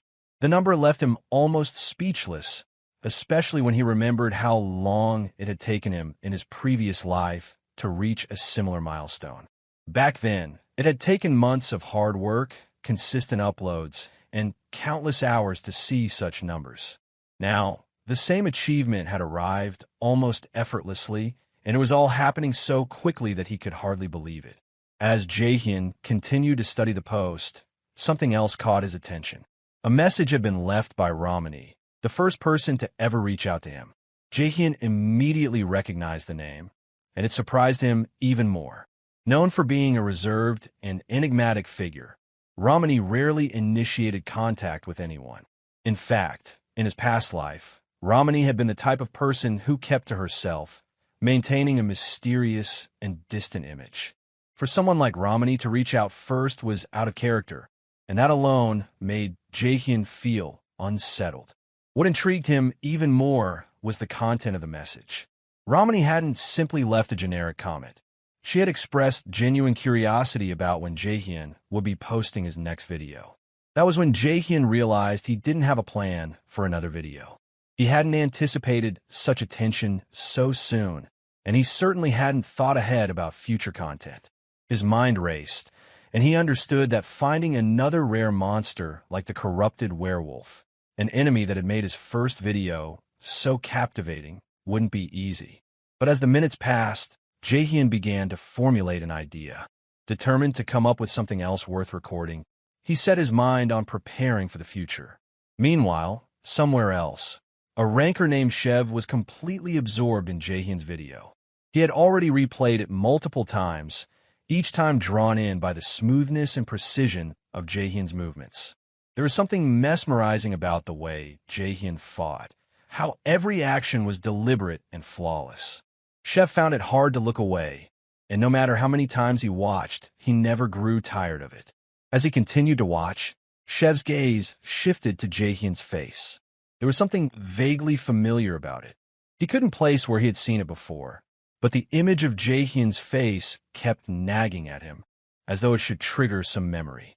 It felt like someone he should know, but the connection remained elusive. Puzzled and slightly uneasy, Chev decided to share the video with Yell. He hoped that maybe someone else could shed some light on the mystery. Yell watched the video with a detached interest, but she didn't seem nearly as affected as Chev. She casually brushed off his concerns, suggesting that perhaps he had simply watched the video too many times. She suggested that was probably why Jaehyeon's face now seemed so familiar to him. Chev considered the possibility, but something about it didn't sit right. There was a detail about Jaehyeon's performance that continued to stand out. Despite being a beginner, Jaehyeon's movements showed no sign of hesitation or awkwardness. They were as fluid and confident as any seasoned fighter. Chev couldn't help but admire this, and he found himself thinking that Jaehyeon was unlike anyone he had ever seen. He even compared him to powerful necromancers and skilled combat experts, thinking that Jaehyeon might truly be a genius. The thought of a duel with Jaehyeon was irresistible to Chev. He longed to test his own skills against someone he regarded as so extraordinary, but he wasn't sure if Jaehyeon would ever agree to such a challenge. As Chev pondered this idea, Yell suddenly interrupted his tirade, reminding him that they had a live video session starting in just a few minutes. She told him he needed to get ready, snapping Chev back to reality. Chev had completely forgotten about the live event. Hearing Yell mention that over 200,000 people had already bought tickets to see his performance jolted him into action. With that number in mind, he quickly resolved to give his fans the best performance he could. As the live stream began, Chev was greeted by the enthusiastic cheers of his fans. Their loud support filled the air as they called out his name, welcoming him with excitement. Chev stood before the dungeon entrance, ready to step through the gate as it materialized in front of him. He had been waiting for this moment, and now the opportunity was finally here. Meanwhile, Jaehyeon was already at the Figus Castle Guild branch, hoping to collect a new quest. However, when he approached the staff, they informed him that no quests were available at that time. Jaehyeon had expected that there might be only a few quests, but he hadn't anticipated that there would be none at all. The news left him feeling disheartened, and he started to entertain the thought that he might need to pause his video-making endeavors due to the situation. Mulling his circumstances at a table, Jaehyeon heard Hotan's greeting, who had emerged from the back. Hotan quickly recognized Jaehyeon as the adventurer who had cleared the dungeon in Baima Mountain. When Jaehyeon heard someone speaking his name, he lifted his head and immediately remembered that Hotan was the one who had given him that quest. Hotan walked over and introduced himself, then asked if Jaehyeon could spare a few minutes for a conversation. Jaehyeon agreed, and Hotan began to explain that he had heard about a mutant being discovered inside the Baima Mountain cave. Jaehyeon was confused because he didn't recall any quest mentioning a mutant. However, he did recall seeing a werewolf with unusual eyes during his time in the cave. Hotan listened intently, believing Jaehyeon's words without hesitation, and began to wonder aloud if the creature Jaehyeon had encountered was possibly affected by the dark power of the corrupt ones. Still confused, Jaehyeon asked what Hotan meant by corruption. Hotan explained that even the Raiders Association had not yet been able to clearly identify what these corrupted beings really were, but was certain that the strange power emanating from them was the cause of many monsters becoming increasingly wild in recent times. Hotan was convinced that the dark force behind these creatures was the source of much of the chaos spreading across the land, and he warned Jaehyeon that many people may have already fallen victim to this corruption without even realizing it. Given the growing threat, Hotan revealed that the Raiders Association had placed a bounty on the corrupted beings, hoping that brave adventurers would step up to stop them. Before Hotan could finish explaining, Jaehyeon stood up with a determined look in his eyes and reached out, grabbing Hotan's hand. He told Hotan that he wanted to help, and he saw this mission as a hidden quest, one worth pursuing no matter the danger. Although Hotan initially thought it was too soon for someone like Jaehyeon to take on such a perilous task, Jaehyeon's unwavering resolve made it clear that he wasn't going to back down. Seeing this, Hotan reluctantly agreed, deciding to give Jaehyeon a chance based on how well he performed in the future. Hotan then spoke of a person named Ahimbri, who resided in Bangsu Castle, the eastern counterpart of Figus Castle. He explained that Ahimbri was the perfect person to train Jaehyeon, to prepare him for the real dangers that lay ahead. Hotan promised to write Jaehyeon a letter of recommendation, which he could present to Ahimbri. Once Ahimbri received the letter, he was expected to give Jaehyeon a rare skill book to aid in his training and growth. Without wasting any time, Hotan wrote the letter and handed it to Jaehyeon. As soon as Jaehyeon received it, a surge of joy filled him. His heart raced with excitement. Without a moment's hesitation, he rushed out of the building, overwhelmed by the opportunity that lay ahead. He could hardly believe what was happening. The thought of becoming Ahimbri's student was almost surreal. Ahimbri wasn't just any teacher. He was one of the 7 disciples of the great mage Boken, a figure highly respected in the world of magic, known for his expertise and for providing rare and powerful skill books. Ahimbri was an NPC that many mages could only dream of meeting. Jaehyeon knew that receiving training from Ahimbri would be an incredible honor, and he could feel his future in magic starting to take shape. Jaehyeon thought to himself that with proper training under Ahimbri, he would no longer need to worry about finding enough material for his future videos. This new path could be the key to everything changing for him, offering more opportunities and content than he had ever imagined. As he ran toward Bangsu Castle, eager to meet Ahimbri, a sudden realization hit him. There was something important he had to do first.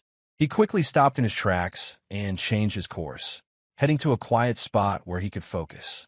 Once in a secluded area, Jaehyeon summoned his skeleton shard skill, which he had neglected to check after his last major battle. He had received some rewards from that fight, and one of them was a special skill that he hadn't sold. This skill had come from the werewolf with the strange eyes, and Jaehyeon was eager to put it to use. He decided to apply the skill to the skeleton fragment.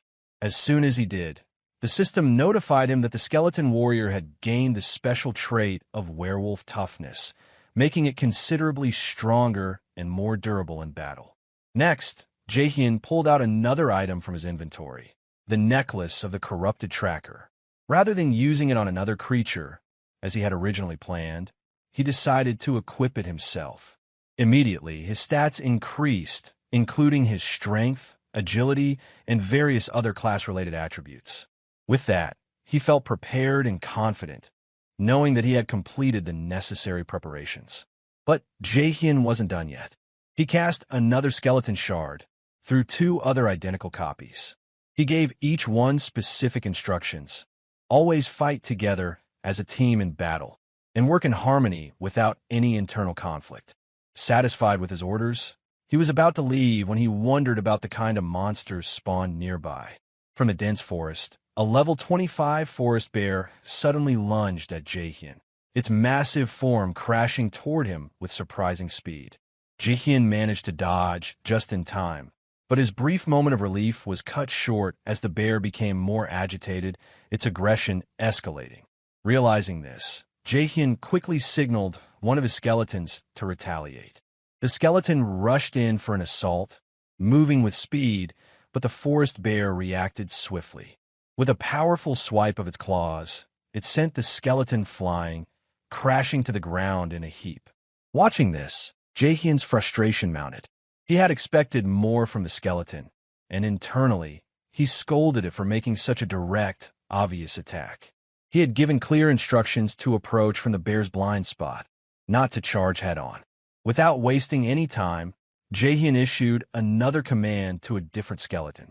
This one charged at the bear as well, but the result was the same.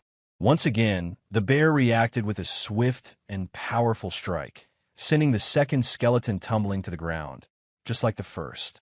Jaehyeon's irritation deepened. He had given explicit instructions, yet the second skeleton had failed to learn from the first. He could hardly believe that both had made the same mistake. The third skeleton, however, stepped forward with an air of overconfidence, seemingly believing it could succeed where the others had failed. Jaehyeon watched with a sliver of hope, hoping this one might prove different, but the outcome was no better. The skeleton lunged at the bear, but the bear's claws struck it down with ease, just as it had with the others. Jaehyeon was left even more frustrated than before. Later, the three skeletons knelt before Jaehyeon, each holding its skull in its hands as if ashamed of their failures. With a sigh, Jaehyeon gestured for them to place their skulls back onto their spine. He took a moment to lecture them, explaining in simple terms that when a monster is attacked, it naturally turns toward the direction of the attack. That's why they needed to approach from the bear's blind spot, not head-on, where it could easily see them coming. Yet, none of the skeletons able to understand Jaehyeon's explanation. As Jaehyeon reflected on the situation, he remembered the effect of the necklace of the corrupted tracker. His skill rank had increased, and he now had the ability to summon 3 skeletons at once instead of just one. This newfound power gave him a sense of progress, though he knew there was still much to learn. Despite the advantage of having 3 skeletons, a new problem has surfaced for Jaehyeon. They still cannot function as a cohesive team. Though they share the knowledge he imparts, they lack an understanding of teamwork and how to coordinate effectively in battle. Worse yet, maintaining all 3 skeletons costs him 3 times the mana, and their performance is subpar, far worse than the original skeleton. Jaehyeon feels disappointed by the outcome. However, there is a small victory. He has reached level 20, just as he had planned.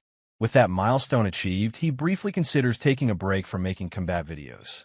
Yet, he knows he can't afford to rest just yet. Jaehyeon then orders the skeletons to stand up. They will continue training until they reach Bangsu Castle. He had originally hoped that he could leave the fighting to his summoned minions and enjoy a more relaxed lifestyle, the kind that most necromancers dream of. But the reality is much different. He understands now that, at least for the time being, he must remain on the front lines, directly involved in the battles himself. Meanwhile, inside the Bangsu Castle branch of the Raiders Association, The atmosphere is chaotic. The building is filled with raiders, each one eagerly awaiting the chance to take on their next challenge. When a lone raider emerges from one of the main hallways, the crowd immediately swarms him. Dozens rush toward him at once, hungry to learn what quest he has been given. The energy in the room is frantic, as if they are desperate to snatch up whatever scraps of quest they can find. Jaehyeon stands off to the side, silently observing the scene.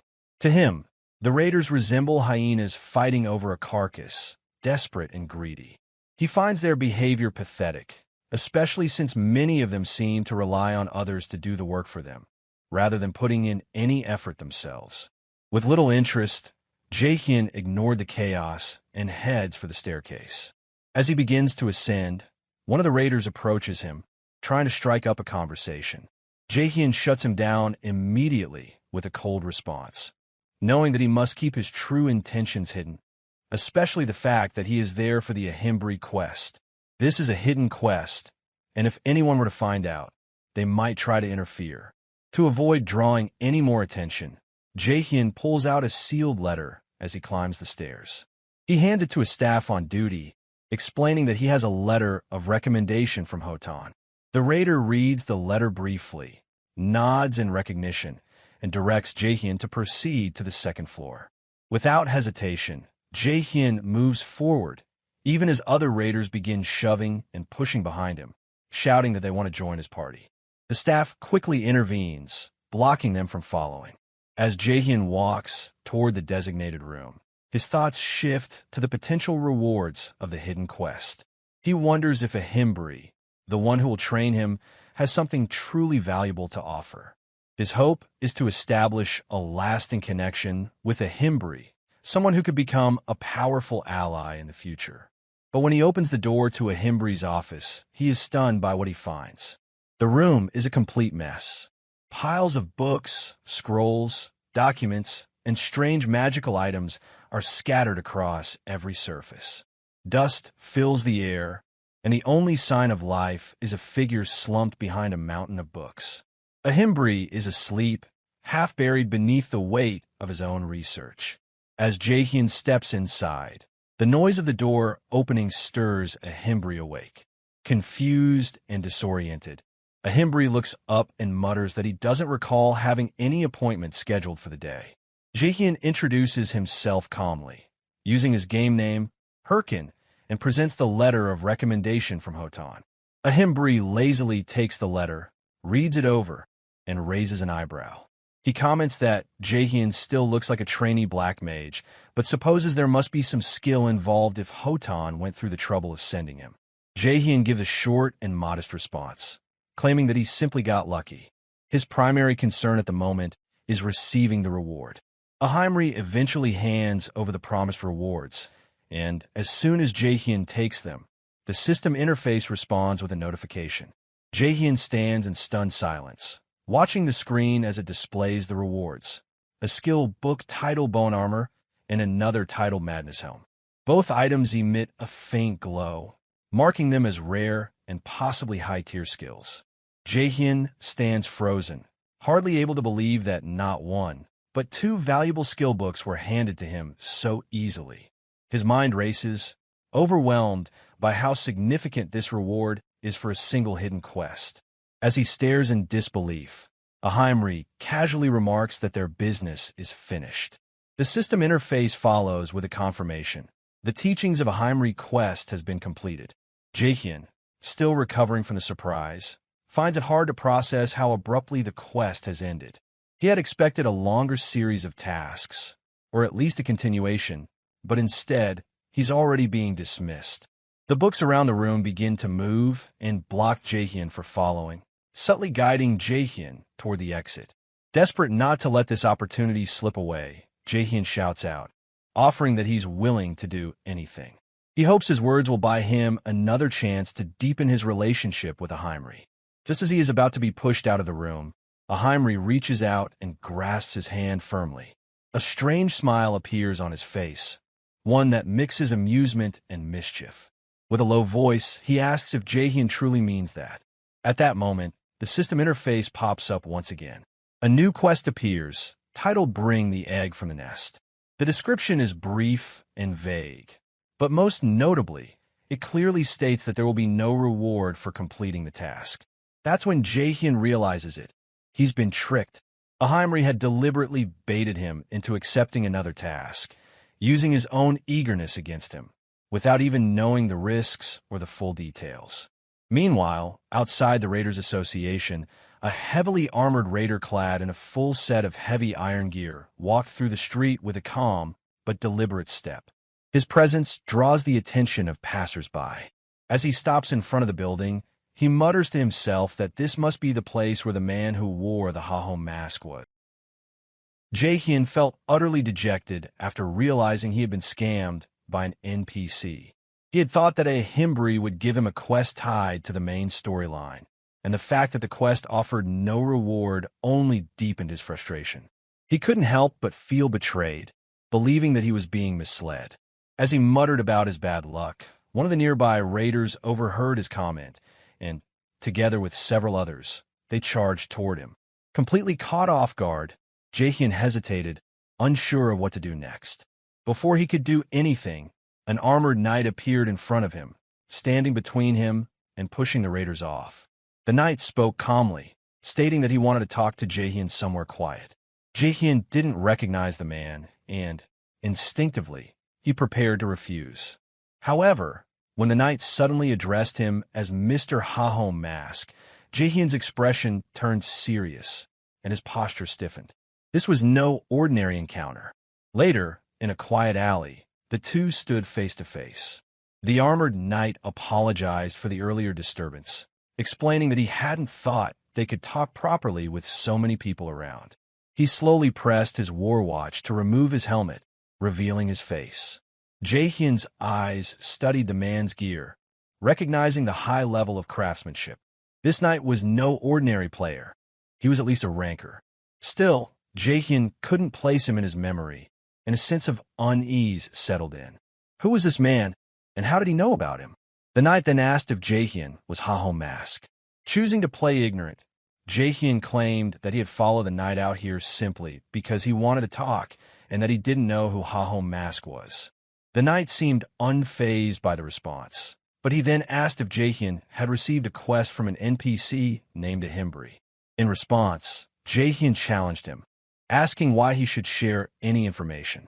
He even dared the knight, provoking him by suggesting that if the man was so confident, he could risk his account and kill him. Jaehyeon acted this way to test the knight's reaction, to see how far he was willing to go for information. After a brief pause, the knight surprised Jaehyeon by suddenly bowing deeply and extending his hand, offering a handshake. He seemed regretful and apologized for his earlier behavior. Though still cautious, Jaehyeon accepted the handshake, signaling that he would let the matter go this time. Without another word, Jaehyeon turned to leave, but the armored knight stayed still, watching him with an unreadable expression. A few moments later, another figure emerged from the shadows. This new figure, a woman who had been watching from a distance, stated that she didn't believe Jaehyeon was the person they were looking for. The armored knight agreed, noting that Jaehyeon clearly lacked the skills of a top-level player. He added that if one had been playing Warlord for any significant period of time, one would never have made the mistake of carelessly stretching out his arm with his war watch so visibly exposed. As he spoke, the knight wiped his palm with a handkerchief, his face reflecting disgust. The woman in the shadows then spoke about their surveillance of a Himbri, mentioning that the Corrupt Count quest was nearing completion. Even if their involvement were discovered now, there would be no consequences. However, the armored knight disagreed, emphasizing that the Egg of the Nest quest was part of the main storyline. This made the quest a significant risk, and the knight believed they couldn't afford to take any unnecessary chances. With that, the woman in the shadows said she would return to her position. Though still vigilant, quietly bid her farewell, the armored knight planning to meet her again later. As the woman disappeared into the darkness, Jaehyeon realized that he had never been with the armored knight or the woman in the shadows. Instead, he had been watching them from the window of a nearby building. Hidden against the wall, Jaehyeon's eyes narrowed as he studied their body language and listened to their words. The more he observed, the clearer it became. They were part of an organized group, an organization far more dangerous and secretive than he had initially realized. Their coordination, the way they communicated without the need for full explanations, was all the evidence Jaehyeon needed to understand that this was no coincidence. Jaehyeon silently observes that if the individuals had belonged to a typical player guild, they would have properly introduced themselves or at least attempted some form of negotiation when they assumed him for Haho Mask. Instead, they remained vague and suspicious, which alone indicated that they were not ordinary players. They were concealing something likely associated with a more secretive and dangerous group. Although Jaehyeon did not know their true identities, one thing was certain. They were far from average. Later, Jaehyeon was seen far from the city, deep within a quiet forest. He sat alone on top of a tree stump, lost in thought. His summoned skeletons moved through the drills he had set for them, the clacking of bones and the soft rustling of grass filling the silence. Despite his undead companions continuing their routines, Jaehyeon's mind remained focused on the event from earlier. He recalled the nest egg quest from Ahimbri. Initially, it had seemed trivial or unrelated, but now he understood it better. There was something deeper at play, something that both the armored knight and the woman in the shadows knew. It became apparent to him that they must have seen his video, specifically the one where he, as Haho Mask, interacted with the corrupted wolf. That was likely how they tracked him. However, the fact that they had let him go without confirming his identity or attempting to stop him unsettled him. This could only mean one thing. They weren't concerned with who Haho Mask truly was. They were more interested in the quest itself. He couldn't help but feel a growing unease at this realization. Jaehyeon muttered to himself, his voice low and bitter. He couldn't fully comprehend the nature of his strange quest, but something told him that continuing down this path would only lead to further encounters with these mysterious individuals. It seemed as though they were always just one step behind him, waiting for him to make a move. The more he thought about it, the more it unsettled him. He even began to consider stopping his video uploads for a while, at least until he could figure out exactly what he was dealing with. The last thing he needed was to make himself an even bigger target. His frustration grew as he muttered again, wondering why his life seemed to be constantly entangled with such insane individuals. One problem after another, it felt like nothing ever stopped.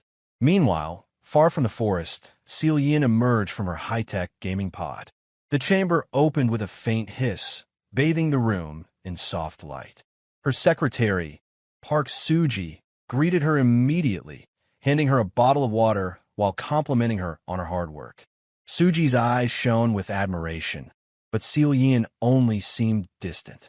She took the bottle of water without enthusiasm, her expression cold and indifferent. When Suji asked how the guild entrance exam had gone, Selian responded casually, stating that the entire test had been a waste of time. She found every applicant to be useless, and none of them had met her expectations. Her mood darkened as she sat down, irritation growing as she tapped her fingers restlessly against the armrest. She then turned her focus to Suji, her sharp eyes narrowing as she asked if there had been any updates on Haho Mask, the masked player she had tasked her to investigate. Suji hesitated for a moment before responding, stating that it seemed like the person might have joined another guild. However, there had been no further responses or movement since then. Selian's expression immediately became sharp, her mood shifting into something far more dangerous.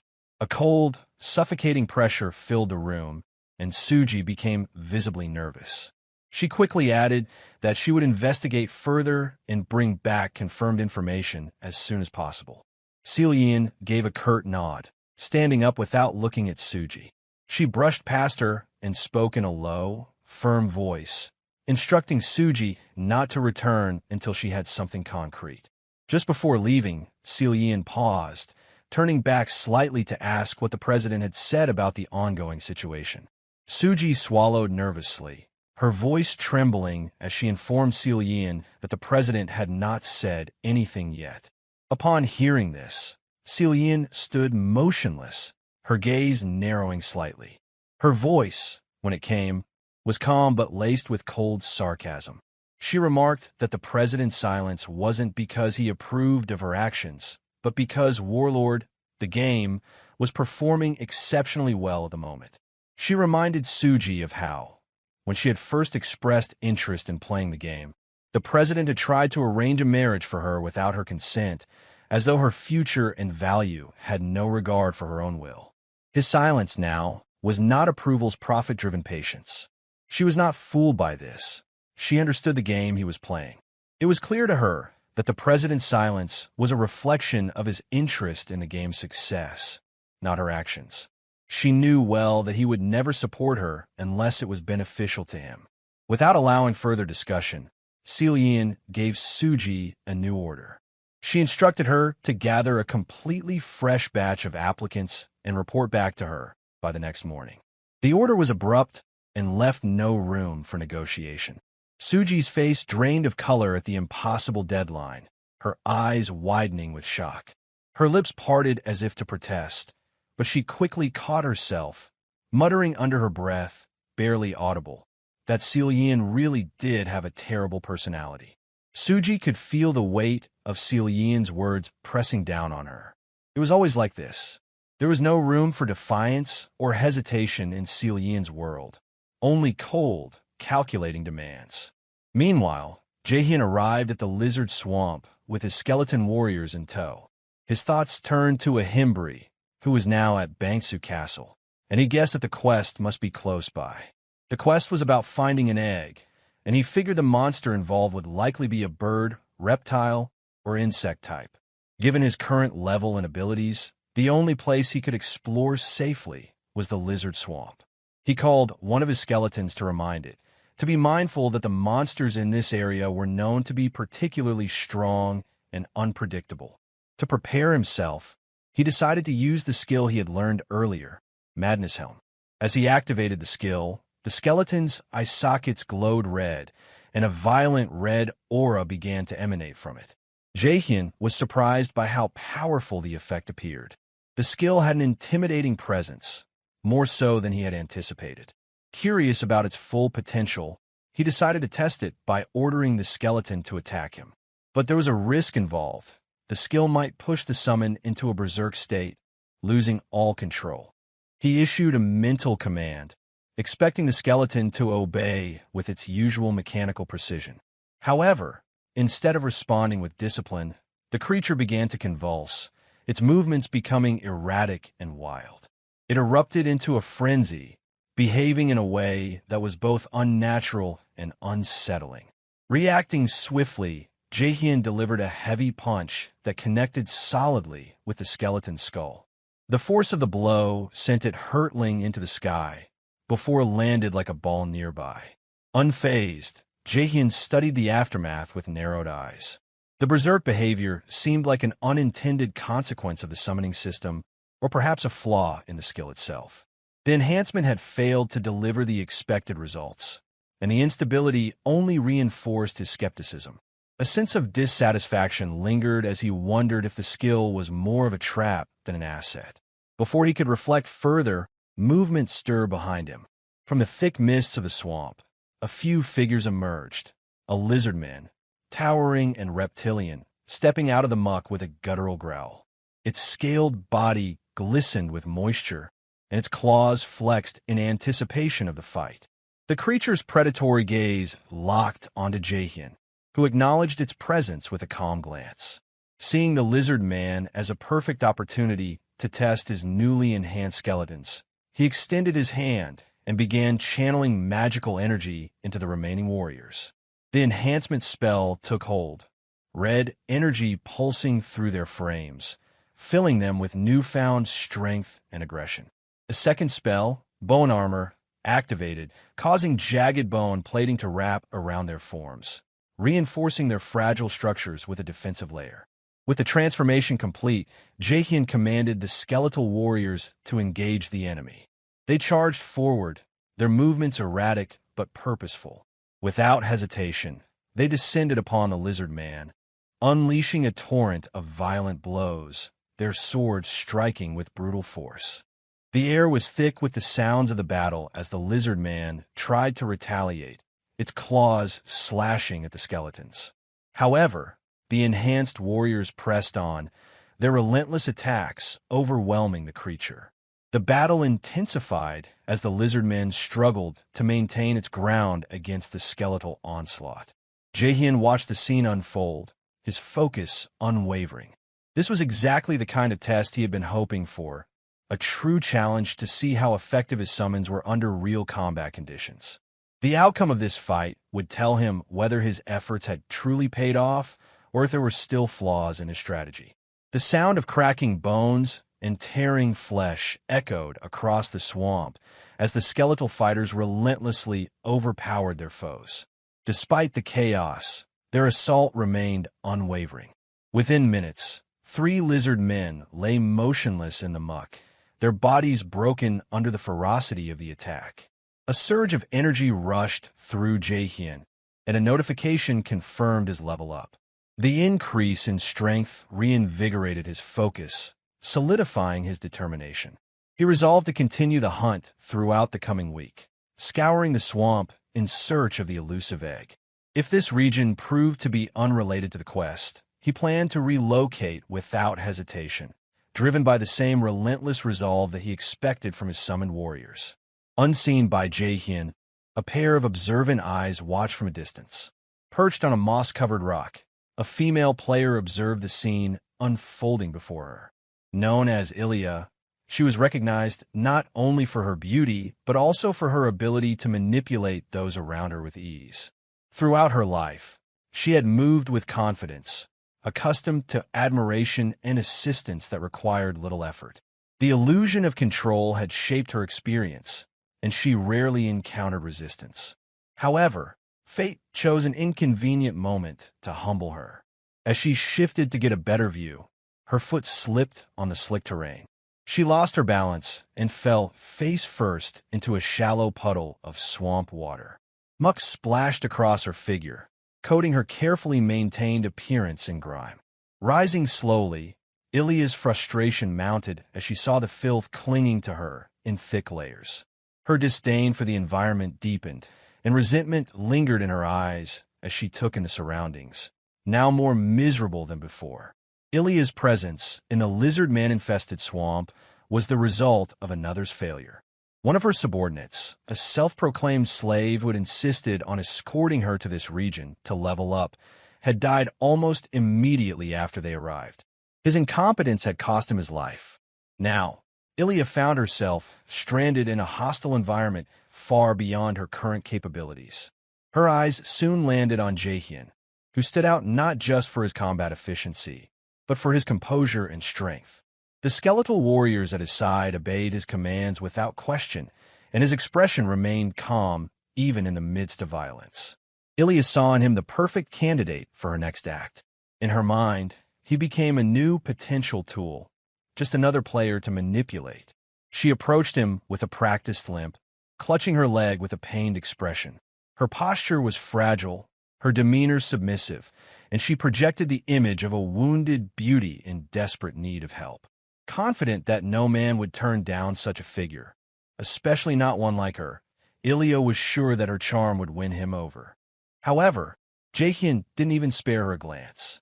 Without a word or gesture of acknowledgement, he calmly turned and walked away. His indifference cut deeper than any rejection she had ever received before.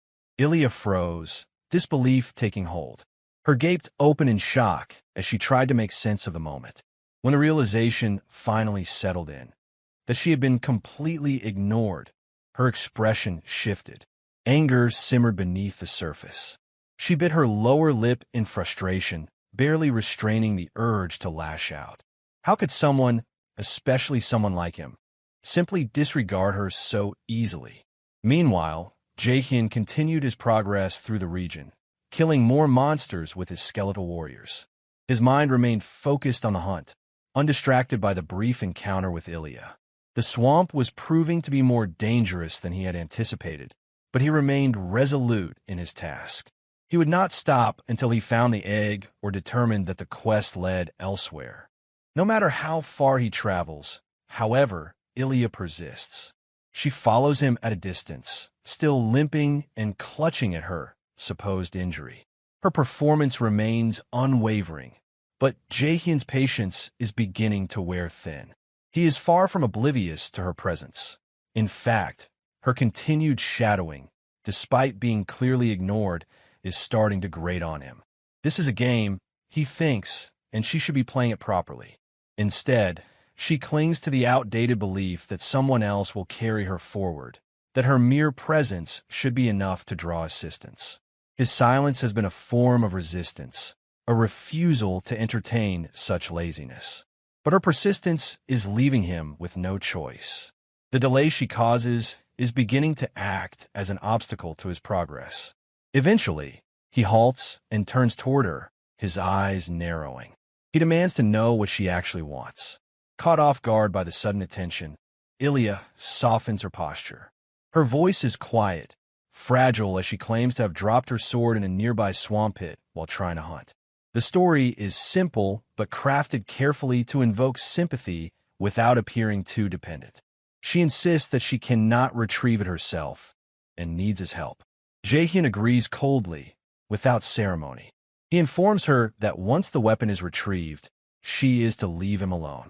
His tone carries no warmth, no hint of kindness. However, Ilya masks her satisfaction behind a sweet smile and a breathy gratefulness. Internally, her thoughts are triumphant. To her, this small victory is enough. She believes she has broken through his cold exterior, manipulating the situation to her advantage. Soon, Jaehyeon and Ilya arrive at the swamp where her lost sword is supposedly located. Without wasting time, Jaehyeon issues a command to his skeleton warriors. They immediately move forward, stepping into the sludge with jerky precision, toward the sword embedded into the ground. As Ilya begins to express her gratitude in soft tones, her expression shifts ever so subtly. Behind her smile, a calculating thought takes shape. She reasons that necromancers are only as dangerous as their summons. And once separated from them, they are fragile, vulnerable. This belief emboldens her. Without warning, Ilya lunges forward to strike Jaehyeon, while his attention appears to be elsewhere. However, her attack is embarrassingly slow. Before she can even get close, Jaehyeon reacts. In one smooth motion, he grabs her wrist, halts the swing, and hurls her effortlessly into the same swamp from which her sword had been retrieved. The splash is loud and messy, and Ilya's surface is drenched, sputtering, and furious. Her voice trembles with rage as she declares that he won't get away with this, that her elite bodyguards will arrive soon and reduce him to ashes. Jaehyeon laughed as he mocked her, before lazily pointing behind her. Confused and disoriented, Ilya turns her head, only to find several lizard men emerging from the thickets of vines and muck. Their eyes glint with hostile intent, and their low growls vibrate through the humid air. Ilya screams, scrambling to gain footing in the slippery swamp. As the monsters begin closing in, Jaehyeon watches with detached amusement. He remarks that if she intended to scam someone, she should at least have tried harder. Her act had been transparent from the start. With a final glance, he orders his skeletons to move out, muttering that she had wasted enough of his time. As the group prepares to leave, Jaehyeon notices something unusual. The skeletons lag behind as one of them gestured weirdly, its postures oddly expressive. It almost seems as if it is practicing charm techniques, gestures and poses that mimic those often associated with seductive magic. Jaehyeon beats them up in irritation and barks at them to stop learning unnecessary, strange things. He warns them that he will personally destroy them if they continue down this path. Moments later, a notification flashes across his view. It informs him that Ilya has died. Curiously, he also receives assist points for her death. Despite not having dealt the killing blow himself, he raises an eyebrow, but doesn't delve too deeply into the matter. The swamp monsters had simply finished what he hadn't cared to start. As for her claims about bodyguards, he dismisses them with ease. A person like her, he reasons, is all bark and no bite. For him, the threat was hollow. What Jaehyeon doesn't realize, however, is that a group of well-armed players are watching the entire sequence unfold through a shared recording feature. These are the very fans Ilya spoke of, her actual love slaves, scattered across different regions in attempt to follow her until they got the video. Their faces remain unreadable as they replay the footage of Jaehyeon commanding his skeletons. The group observes in silence, their expressions betraying nothing, yet their intentions are clear. Deep within the dense forest, Jaehyeon stood over a man who knelt helplessly before him, his sword deeply embedded in the man's chest. This man was revealed to be one of Ilya's former slaves, still murmuring in a barely coherent voice about taking revenge on her behalf. Irritated and confused by the man's persistence, Jaehyeon questioned aloud why someone would go to such extremes for Ilya. He wondered what the man hoped to achieve. Perhaps he believed that avenging Ilya would earn her favor or affection. The man responded with a wild, hysterical laugh, his eyes wide and filled with a dangerous obsession as he declared his love for Ilya. Without hesitation, Jaehyeon delivered the killing blow. His mind flashed back to how full of red flags Ilya was. She had repeatedly attempted to manipulate him, which was the very reason he had severed ties with her. He had never taken her warnings seriously, especially those about her bodyguards seeking him out. But now, it was clear she had not been bluffing at all. Ilya played the victim masterfully, stirring up her loyal fans with her performance. Because of this act, Jaehyeon found himself confronted daily by her devoted followers, growing more and more frustrated with each encounter. Not only was he anxious from his inability to find new quests, but now a relentless pack of obsessed fans was actively hunting him down. For a fleeting moment, he considered seeking out Ilya to finish her off once and for all, but quickly dismissed the dangerous idea, realizing it would only land him in deeper trouble. At that instant, he gathered the loot from his defeated opponent. The system interface flickered to life, displaying his rewards: an ownerless war watch, 5,000 gold, goblin leather boots, and a rare necklace known as the Necklace of Promise. Jaehyeon recalled that this necklace could be sold for a hefty sum of 800,000 won. Both he and his loyal skeleton companion felt a surge of excitement. For the first time in a while, it seemed possible to afford a fancy dinner that night. Just then, another of Ilya's fanatics spotted Jaehyeon.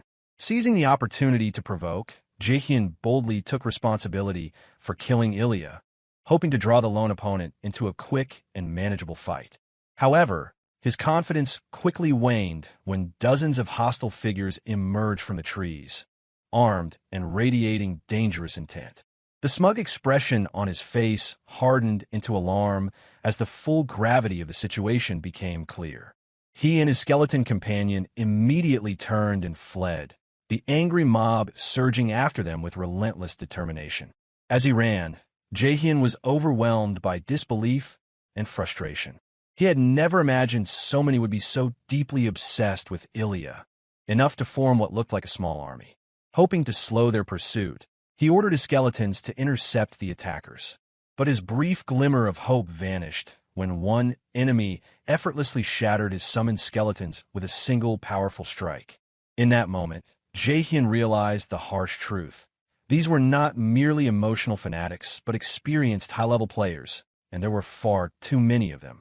Knowing that a direct confrontation would be suicide, he sprinted deeper into the forest, his thoughts consumed entirely by survival. Eventually, Jaehyeon stopped in a remote part of the deep forest, breath ragged and chest heaving. His body ached, but his mind raced even faster. It was proving nearly impossible to shake off the persistent group chasing him. Not only because of their determination, but because he was simply too underleveled in comparison. Running only delayed the inevitable. Despite his exhaustion, he forced himself onward, hoping that distance or an environmental advantage might save him. After several minutes, he began to realize something was wrong. The area he had stumbled into did not resemble any part of the lizard swamp he remembered. The trees here were taller and seemed to look older, the fog thicker, and the usual sounds of wildlife eerily muted. Despite spending days exploring this region thoroughly, combing through every corner in search of quests or loot, he had never seen this area before. A flicker of realization crossed his face as he finally understood that he had crossed into a hidden or previously inaccessible section of the map. Meanwhile, The group pursuing him arrived nearby, their eyes sharply scanning the dense surroundings for any sign of their target. One of them soon spotted Jaehyeon skeletons standing ahead in a small clearing. Instead of engaging in combat or fleeing, the skeletons performed awkward, eerie dance that seemed to mock the pursuers' efforts. The hunters came to an immediate halt, confused and momentarily speechless. Then, overcome with rage, one of them interpreted the display as a personal insult and charged forward, sword raised, ready to destroy the mocking summoned warriors. However, as he crossed the clearing, the swarm's surface erupted beneath him, and before he could react, an enormous, thick tongue suddenly lashed out from the shadows and grabbed him with swift movements. In an instant, he was yanked into the creature's mouth. The remaining pursuers froze in horror as a monstrous creature slithered into view, towering, scaled, and exuding a suffocating, oppressive presence. Recognition dawned on one of the hunters, who stammered out the name of the beast. A dragon lizard with level 40, the boss monster of the lizard swamp. Jaehyeon remained hidden behind a large tree, watching the terrifying scene unfold. He had never imagined this part of the map would turn out to be the lair of the dragon lizard. The dragon lizard was notorious as a powerful boss monster, famed for its extremely high defense, massive health pool, and deadly, devastating attacks. Usually, defeating it required a full party of around 20 players, all near level 40, battling with great difficulty. From what Jaehyeon had heard before arriving here, the raid on the dragon lizard had already been completed some time ago, so the boss monster was not expected to still be present in this field. However, if someone involved in a related quest stepped into the area, the dragon lizard would respawn, triggered by the presence of such a player.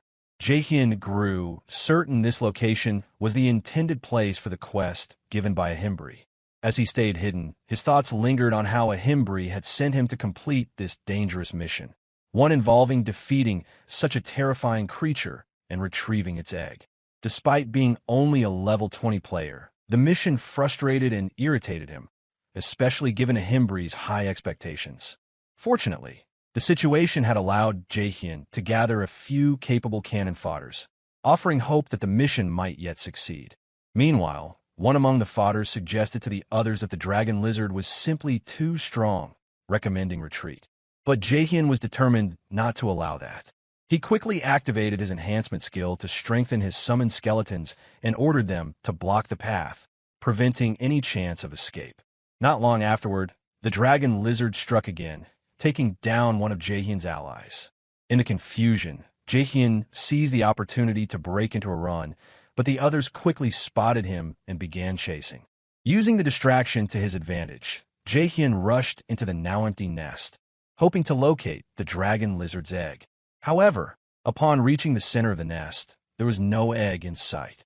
He scanned the area carefully and eventually discovered a strange-looking stone marked with a purple symbol on its surface. It did not resemble an egg, but looked more like a mysterious artifact. Yet something about it drew his attention. At that very moment, a system notification informed him that one of his skeleton summons had been destroyed. He immediately realized that the dragon lizard must be returning after detecting an intruder. Jaehyeon knew he was out of time and had no chance to continue searching. Still hiding behind a tree near the nest, he watched as the dragon lizard re-emerged and let out a loud, piercing howl. Certain that he could no longer search the nest for the dragon lizard's egg, Jaehyeon decided he had no other option but to take the strange stone marked with purple, even though it was clearly not an egg, and bring it back to a Himbri. All the cannon fodders were now lying defeated across the swamp, their bodies scattered and motionless.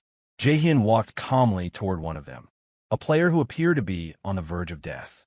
He looked down at the weakened figure, his expression unreadable, silently pondering how Warlord was such an interesting game filled with all kinds of strange people, players who acted bold and reckless, driven by the massive rewards at stake.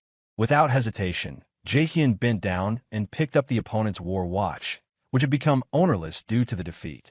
The fallen player tried to muster strength to respond, but Jaehyeon drew his sword and drove it forcefully into the ground. His tone grew cold and serious as he made it clear that until now, he had been playing along with them as if everything were a game or a joke. But in truth, there was much at stake in this world for him. He warned that if they ever bothered him again, There would be no mercy or leniency for them. This warning was not just for them, but also for Ilya, the one connected to their group. After delivering this message, Jaehyeon stepped carefully onto the fallen bodies, using them as support to cross the swamp without sinking into the thick, sticky mud beneath. As he walked away, he thought more seriously about the consequences. If they came after him again, even after this clear warning, it would no longer be a small skirmish but an all-out war.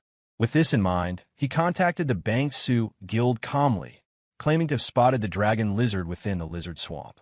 He offered to sell the exact location of the boss monster for 100,000 gold, fully aware that this kind of information was extremely valuable to high-level guilds. Later, Jaehyeon arrived at a Himbri's office, delivering the strange purple-marked stone.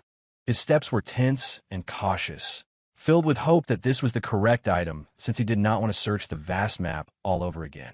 A Himbri took the stone and examined it closely, his expression unreadable for a long moment.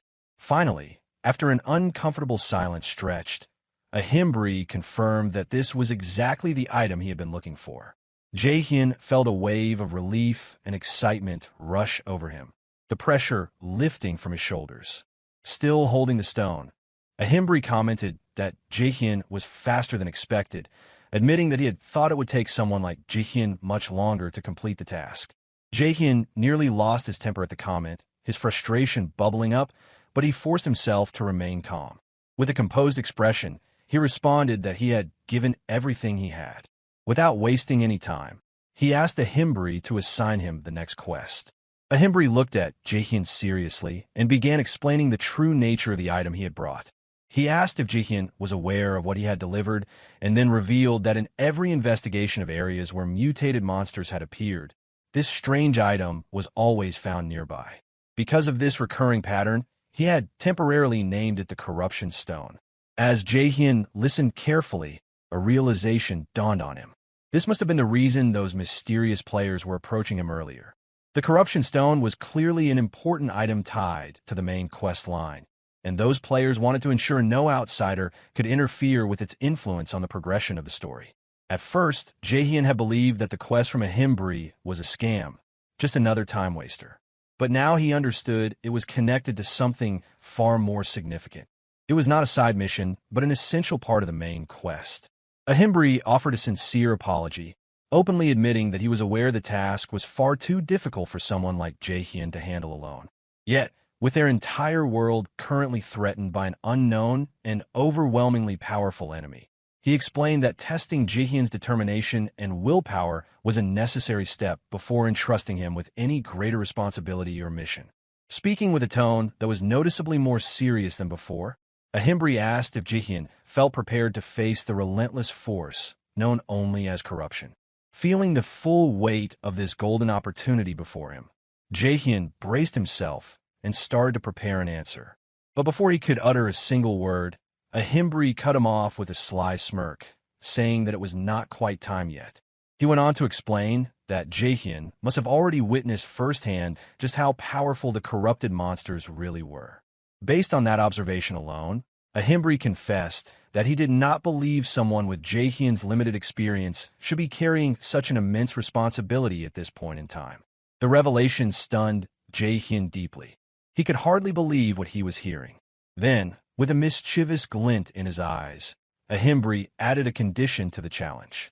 If Jaehyeon would politely beg to become his disciple, a Himbri might then consider helping him prepare for the much greater and more dangerous challenges that awaited him.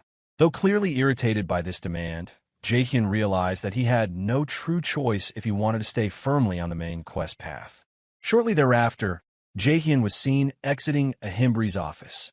A system interface suddenly appeared before him, confirming that he had completed the quest titled Egg of a Nest. It also notified him that he had earned a new title, a Himbri's Disciple, and that his formal training under a Himbri's guidance would soon begin. As he walked away from the office, Jaehyeon felt a strong wave of irritation wash over him. To his eyes, a Himbri seemed less like a mentor and more like a total scammer, hiding behind the prestigious title of Quest Giver. Meanwhile, in a different part of the world, a group of players celebrated their hard-fought victory against the fearsome dragon lizard. Their jubilation was tempered by the visible fatigue that weighed heavily upon them after the intense battle. The captain of the group gathered everyone and instructed them to rest and regroup later for the next step. After checking the welfare of his team, the captain approached the armored knight who had played a crucial role in the raid's success. He expressed his heartfelt gratitude, admitting that the knight had been far stronger than any of them had expected. The armored knight responded modestly, giving credit to the excellent support provided by the party as a whole. However, the captain shook his head and insisted that, had it been only their group without any outside assistance, at least 5 of them would not have survived. He explained that he had initially been skeptical of the idea of hiring paid players as helpers for boss raids, but after witnessing the results firsthand, he was glad he had made that decision. As a gesture of thanks, the captain offered the knight additional rewards beyond the agreed compensation. But the armored knight refused without hesitation.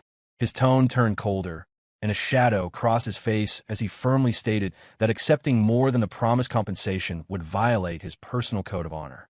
The captain lowered his head and apologized, admitting that he had assumed the knight's motivation was purely monetary. He also remarked that it seemed unusual for a well-known ranker to appear at a low-level raid like theirs. Without uttering a word in response, the knight simply walked past him, stating that he would collect every item from the nest as promised in their agreement. The captain, somewhat puzzled, called out that there should be nothing valuable left in the nest. The knight didn't even glance back as he continued walking with firm, resolute steps. Inwardly, the knight felt a surge of luck and satisfaction. He had never expected to stumble upon an opportunity to claim the mysterious corruption stone. When he first heard that the dragon lizard had respawned, he immediately grew nervous, fearing that Haho Mask was already making progress through the quest. However, since the dragon lizard was still alive when the raid began, he reasoned that Haho Mask must have failed to clear the challenge. As he landed inside the nest, his expectations for Haho Mask's survival were low, firmly believing that no solo player could possibly handle a boss of such magnitude alone. The knight's excitement steadily built as he approached the nest. His only task now was to retrieve the corruption stone and ensure that Haho Mask never completed the main quest. However, as he carefully searched the area, his expression darkened with growing frustration. The nest was completely empty. There was no corruption stone, nothing left behind. His eyes scanned every corner meticulously, but it was clear that someone had already arrived before him. Filled with anger and fury, he cursed loudly, the sound echoing across the ruined battlefield like a thunderclap. Meanwhile, in a dimly lit room, Jaehyeon sat silently, his expression quiet and serious. He murmured to himself that the time had finally come. Reflecting on the long, grueling days filled with pain and frustration, he remembered all the moments he endured, telling himself that if he could just hold on a little longer, things would start to improve. That belief, that stubborn hope, was the only thing that kept him going through all. Now, a slight smile appeared on his lips as he decided to treat himself. He eagerly declared that he would order beef tonight, a small luxury he had been denying himself for a very long time. Until now, he had lived as frugally as possible, cutting his food costs to the bare minimum in case of emergencies. But with the main quest finally in his hands and a new path opening before him, he figured it was time to enjoy a well-earned reward. Unexpectedly, he received some extra money converted from a donation, forcefully taken from Ilya's fan club members, totaling just a little over 1.2 million won. With that added to his account, his balance now stood at 1.4 million won. The number made him genuinely excited. For a brief moment, everything felt worthwhile, but the moment didn't last long. One by one, system notifications began popping up on his phone, debit alerts from unpaid debts, overdue utility bills, and rent reminders. His excitement quickly faded into disbelief as he watched his balance shrink rapidly until all that remained was a pitiful 856 won. His frustration flared up as he realized that he couldn't even afford a basic meal anymore, let alone the meat for dinner he had just promised himself. As he sat in silence, another notification appeared. It was a message from Ramani, asking if he had decided to quit making video entirely. Jaehyeon picked up his phone, curiosity washing over him as he remembered he hadn't updated anyone about his situation. He hadn't had the time or energy to make new videos, and strange, dangerous people were actively targeting him now. He began typing a response, but stopped midway, frustrated having no money. He wondered if it even mattered anymore whether people like that were worth fearing when he was literally on the brink of starvation. The pressure, the fear, the expectations, they all felt meaningless now. He was tired of playing it safe, tired of living in constant fear. If the world wanted to throw monsters and freaks at him, he would face them all his own way. In a dark, eerie place filled with crooked tombstones and an unsettling silence, Jaehyeon entered once again, flanked by his summoned skeletons. He stepped forward with steady resolve as the cold, emotionless system interface appeared before him, confirming that he had entered the forest of the Jaehyeon had not entered the forest of the dead for a very long time, even though he had visited frequently during his beginner days in a past life. Despite his familiarity, the forest still felt eerie and unsettling, filled with an ominous atmosphere that made the hairs on his neck stand up. He thought this place was probably the best location to gain valuable experience points. The spooky environment also made it an ideal backdrop for his video, which would surely attract attention from viewers. Turning to his summoned skeletons, Jaehyeon prepared himself carefully for the hunt ahead. He announced that they would be hunting right here and introduced another member of the summoned party, a skeleton mage. He explained that magic would now be incorporated into their strategy and instructed the skeletons to cooperate with the mage closely to ensure success. Jaehyeon had been able to summon an additional skeleton after receiving a skill from the scammer Ahimbri the moment he became his disciple. As Jaehyeon's skill mastery increased, the skeleton mage's abilities would grow, allowing it to cast more advanced and powerful spells essential for their survival and success in battle. Inwardly, Jaehyeon cursed the fact that his mana was already running low. With 3 summoned skeletons active, adding the mage to the party would significantly increase his mana consumption, leaving little room for error or extended fighting.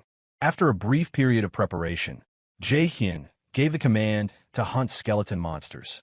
Almost immediately, a skeleton hand shot out from beneath the earth, signaling the arrival of more skeleton monsters sensing the presence of a player in their territory. Level 33 skeleton mobs appeared, glowing with a reddish hue and displaying a wild, vicious nature. Jaehyeon saw them as simple mobs, but the summoned skeletons regarded these monsters as their own kin, refusing to treat them like ordinary enemies. When his skeletons refused to move forward, Jaehyeon demanded to know what they were doing and ordered them to attack the monsters without hesitation. Despite their limited intelligence, the skeletons instinctively resisted the idea of harming their own kind, feeling dejected and conflicted by the command. The monsters staggered forward, and Jaehyeon explained that undead creatures possessed traits quite different from normal monsters, something the skeletons would understand once the battle began and the true nature of the fight was revealed. Disappointed, Jaehyeon turned to find his skeletons hiding behind any available cover, shaking as if afraid to face the fight ahead. Growing irritated, he snapped his fingers sharply and repeated his command to hunt the monsters without delay or excuses. With no other option left, the OG skeleton charged forward courageously, while the remaining 3 stood at attention, ready to follow orders. With repeated and practiced attack motions, the OG skeleton swung its sword down in a vertical slash, expressing sadness through tears that, although not real, conveyed a deep emotional struggle with the task at hand. The sword struck the monsters with force, tearing through their skeletal forms and breaking their bones apart. Yet the sorrow of slaying its own kin vanished instantly when the skeleton saw one monster radiate a deadly aura and continue advancing relentlessly toward it. Jaehyeon's summoned skeleton recoiled in shock, clearly frightened by the terrifying sight it had just witnessed. Jaehyeon's voice rang out firmly, reminding his summoned troops that ordinary attacks would be ineffective against these enemies. That was why different, more precise strategies were essential to overcome such monsters. With determination, Jaehyeon stepped forward and took out a rare-class weapon known as the Mage's Hammer. Laughing manically, he struck the skull of the first skeleton monster with fierce force, his expression showing no restraint or hesitation. The powerful blow sent the monster's skull off from its spine. As the skull flew, it disappeared behind the thick, misty clouds cloaking the forest. The monster's body began to crumble and disintegrate into dust. Jaehyeon expressed his satisfaction, praising the effectiveness of his strike. Turning back to his summoned skeletons, he explained that the key to defeating these foes was to focus on hammering their heads. However, instead of understanding, he found his skeletons clutching their own skulls anxiously, as if afraid they would lose them the same way. Despite their confusion, Jaehyeon pressed on, declaring that today's goal was to hunt down 100 skeleton monsters within 100 minutes. Wearing a chilling and menacing smile, he warned that failure would mean abandonment. He would leave them behind without hesitation. The threat had an immediate effect. The 4 summoned skeletons charged forward to hunt their own kind, not out of loyalty, but out of fear of the consequences if they failed. The hunt proceeded swiftly, but sadness lingered in the air. Each warrior skeleton wielded a heavy hammer, striking down skeleton monsters one after another with surprising efficiency. Jaehyeon mused aloud that he had expected it would take them longer to master the unfamiliar weapon, but they were performing far better than anticipated. Feeling hopeful, Jaehyeon thought that the video he was recording should be a great success. With that in mind, he considered contacting Romani beforehand to share the video. Suddenly, a deep rumble echoed through the forest. Massive monsters approached, their heavy footsteps shaking the earth as they drew closer. Before Jaehyeon now stood a level 35 skeleton warrior, radiating a far stronger chaotic reddish aura than the other monsters. Its piercing gaze locked onto Jaehyeon, marking him as the target. Despite the looming threat, Jaehyeon remained calm and resolute. He knew that the skeleton warrior was a rare elite monster, one that spawned randomly or perhaps after a certain number of skeletons were slain. However, Jaehyeon viewed the situation differently. Charging forward with his skeleton squad, he saw the elite monster as merely an obstacle, a source of valuable meat for his dinner. His mind wandered to how best to prepare the meat, debating between grilling it or cooking a tender steak. The thought of delicious beef bulgogi also made his mouth water involuntarily. Just then, Jaehyeon looked up and saw the skeleton warrior raise its massive axe, swinging it down with tremendous force. The ground shattered where the axe landed, shock waves rippling through the earth. Fortunately, Jaehyeon reacted quickly, stepping back just in time to narrowly avoid the deadly attack. Jaehyeon finally felt the heavy weight of the battle pressing down on him. He admitted just how terrifying the monster truly was, nearly losing his life before he even had a chance to make a tangible move. In the split second before dodging, he struck the skeleton warrior's on the bone with his weapon, hoping to weaken its attack power. However, the monster merely switched to its other hand and brought its axe down with the same ferocity as before, leaving Jaehyeon no moment to catch his breath or think. But Jaehyeon was not one to back down from a challenge. With hammer in hand, he charged forward, flanked closely by his summoned skeletons. Each of his strikes was precise and calculated, targeting the skeleton warrior's pelvis with swift movements that showed the experience of a seasoned fighter, a ranker in his past life. Despite the intensity of the battle, the confident smile on Jaehyeon's face never faded. After unleashing a flurry of attacks, Jaehyeon landed behind the skeleton warrior, closely followed by his summoned allies. He quickly conducted a body count, checking if any of his members had fallen. Fortunately, all stood at attention, silently reporting no injuries. The skeleton warrior rose once again and launched another powerful attack. Unfazed, Jaehyeon remarked on how surprisingly easy it was to deal with such an elite monster. Even though he anticipated the incoming attack, Jaehyeon did not flinch or move from his spot. Instead, he taunted the skeleton warrior, mocking its impatience. At that critical moment, the summoned skeleton mage finished chanting a spell, and a fireball materialized in its skeletal hands. The reluctant expression that had been etched on its face was replaced by fierce determination, shining brightly in its eyes. The mage raised his hand, and the fireball grew larger, following the movement precisely. The flames surged forward in a pillar of scorching fire, engulfing the skeleton warrior where it stood.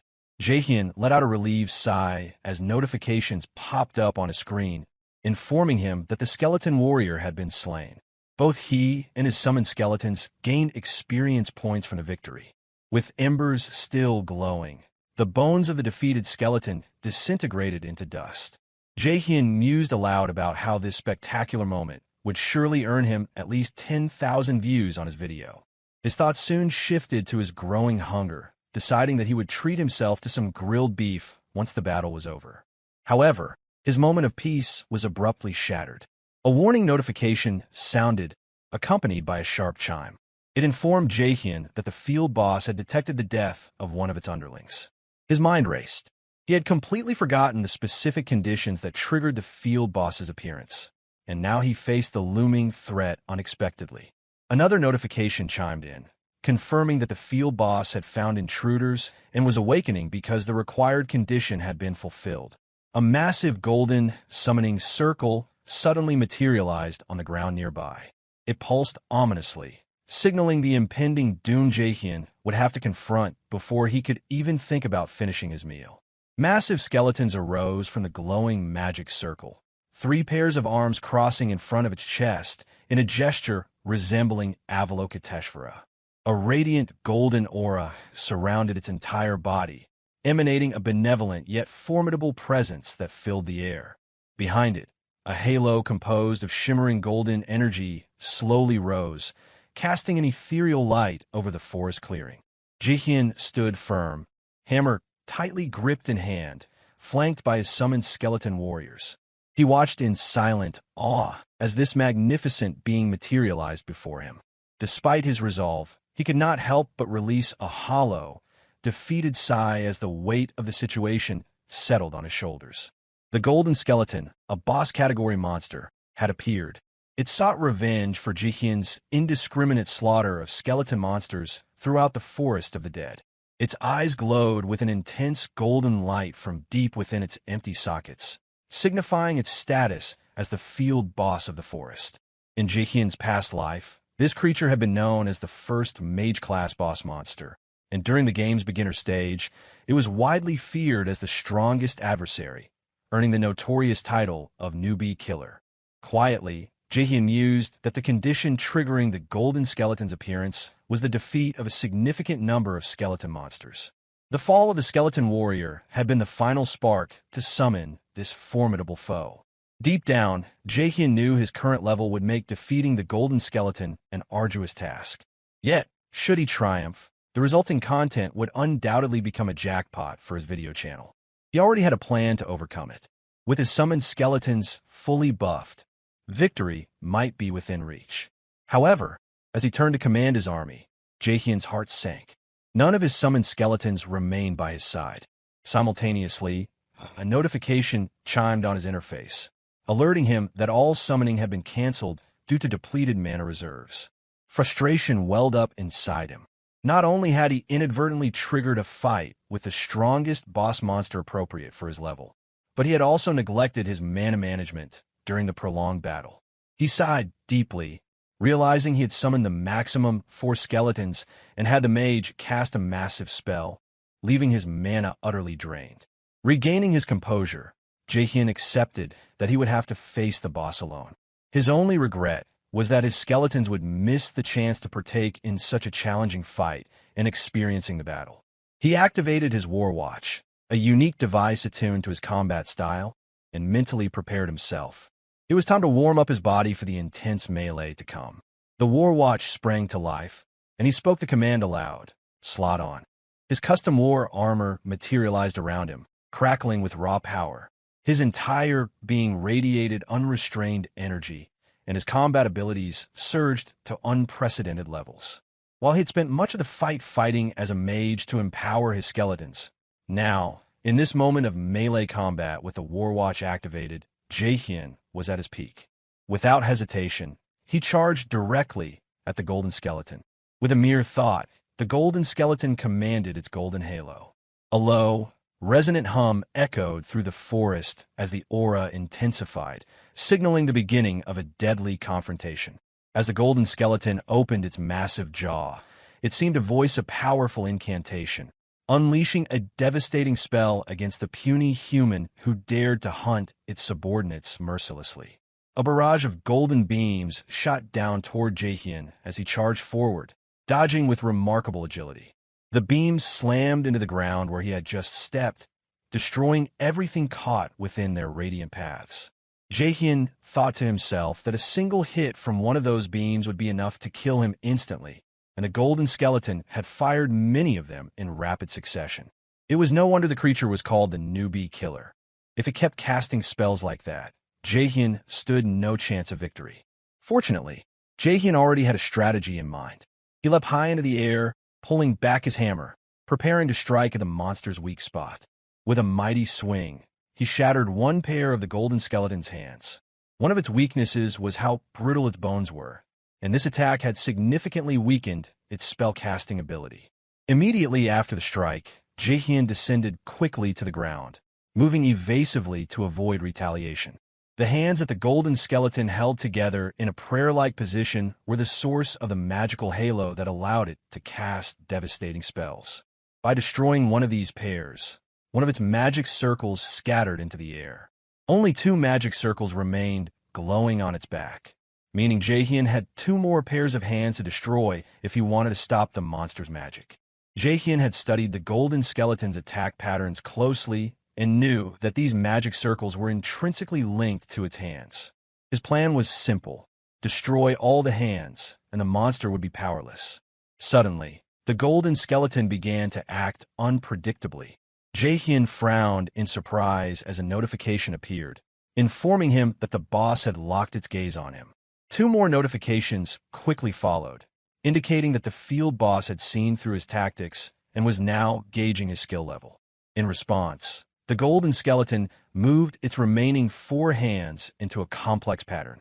As it completed the motion, a purplish, chaotic aura crackled across its body, mingling with its golden light. The effect was unsettling, making the monster appear both saintly and demonic. Confusion washed over Jaehyeon as he cursed quietly, unsure of what had gone wrong in his plan. Without warning, a powerful purplish beam shot forth, hurtling straight toward him. The beam's destructive force pulverized the ground where Jaehyeon had stood moments before. Fortunately, he was quick enough to dodge, sprinting frantically for his life.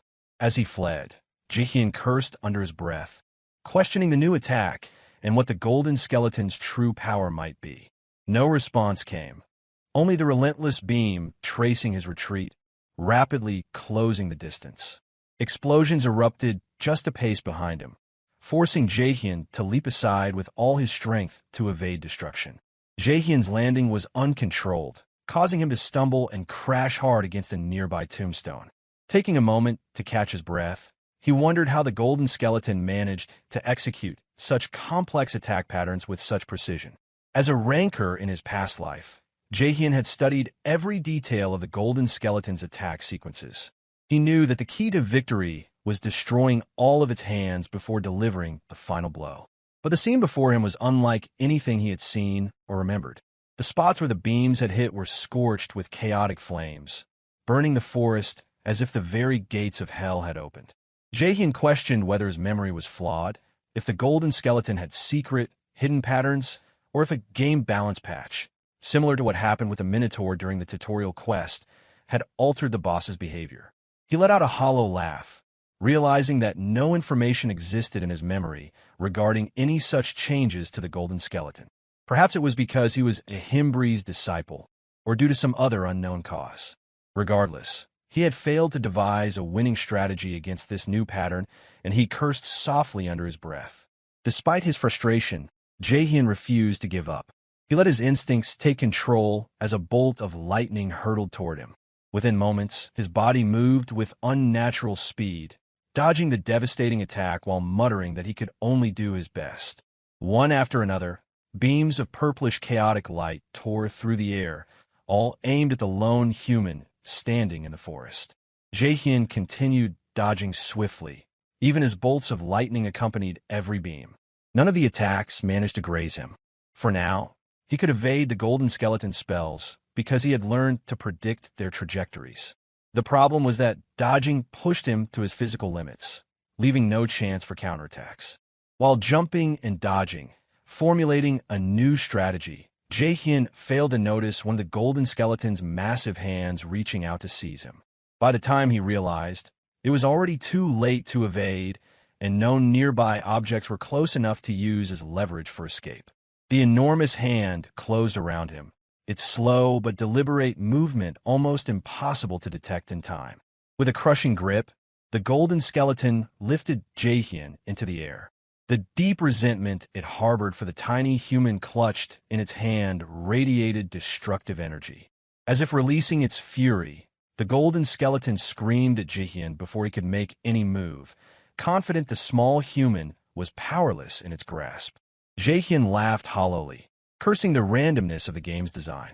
Even the simple act of the hand reaching out had been a part of the pattern he had failed to remember. Jaehyeon faced an immediate threat as the golden skeleton summoned a massive golden magic circle directly before his face, preparing to cast a devastating beam of light designed to burn him completely. Despite the looming danger, Jaehyeon smiled confidently, recognizing this moment as an opportunity for a counterattack that had unexpectedly appeared. He quickly activated one of his most powerful skills, known as Demon's Curse. With the distance between them closing following the golden skeleton's last assault, the skill took effect, significantly reducing the boss's stats by 13%. Jaehyeon immediately freed himself from the monster's grasp and leapt toward its head with purpose. Using the momentum, he pulled his arm back, ready to strike a decisive final blow. He summoned all his strength, remembering the effort it took to find a chance to counterattack. Now that the opening had revealed itself, he was determined not to let it slip away. His fist glowed brightly with the full force of his combat abilities. Offering his thanks for the opening to the formidable golden skeleton, Jaehyeon's punch landed true, leaving a shimmering trail of bluish aura as they descended onto the ground. A deafening explosion followed, filling the forest with a shockwave. The golden and chaotic energies that once roared around the battleground had already vanished, replaced only by the glow of Jaehyeon's bluish aura enveloping the area. The golden skeleton's colors faded quickly, its bones crackling loudly before beginning to disintegrate into fine dust. With a confident smile, Jaehyeon announced to his invisible audience that the boss had been defeated. As he landed on the ground, a massive golden magic circle appeared once more, swallowing the remaining bones of the golden skeleton. Multiple notifications chimed in succession, informing Jaehyeon of his hard-earned victory and the pouring rewards that followed. Experience points rushed in, leveling him up. Massive amounts of gold filled his account, accompanied by the prestigious title Skeleton Destroyer. When the dust finally settled, Jaehyeon let out an awkward laugh, amazed at the roller coaster of emotions he had experienced, starting from running out of mana to facing unfamiliar attack patterns from a boss he didn't even remember existed. He recalled his status window and noticed that, except for stamina, which resembled that of a mage, all his other stats were impressively high for his level. His strength, in particular, matched that of a true warrior. Unable to contain his excitement, he celebrated loudly upon realizing that his thorough hunting of the Forest of the Dead had pushed him to level 36. At the same time, Jaehyeon acknowledged that if he continued allocating his stats the same way, problems would inevitably arise. Being a necromancer, he had invested the bare minimum into mana. Even with every title and piece of equipment he had acquired to boost it, his total mana pool was still insufficient to sustain 4 summoned skeletons for extended hunts. Until now, he had managed to get by with as many titles and rapid leveling pace. But now that he had more skills to use, he knew it would no longer be enough.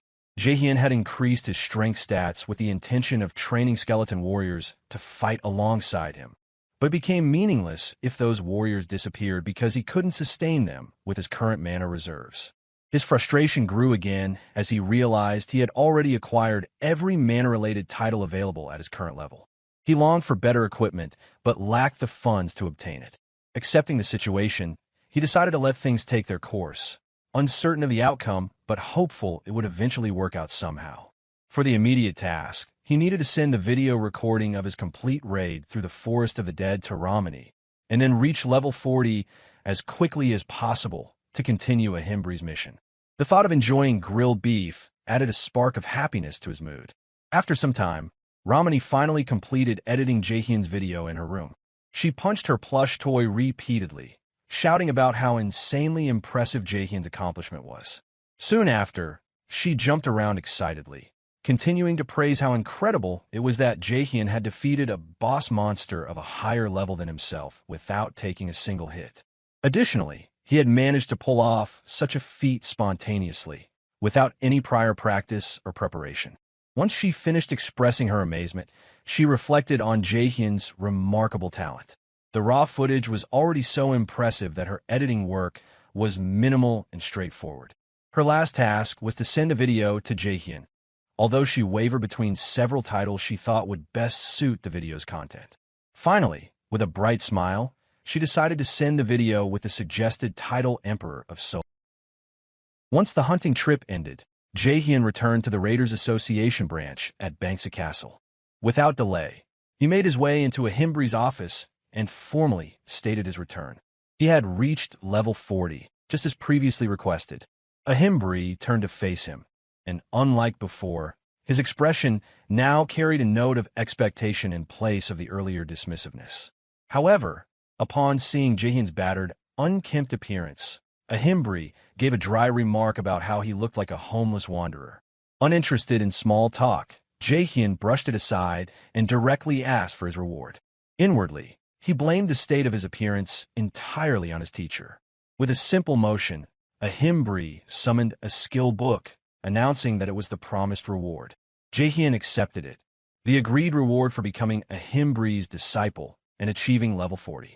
A notification immediately confirmed the completion of the second stage of his quest.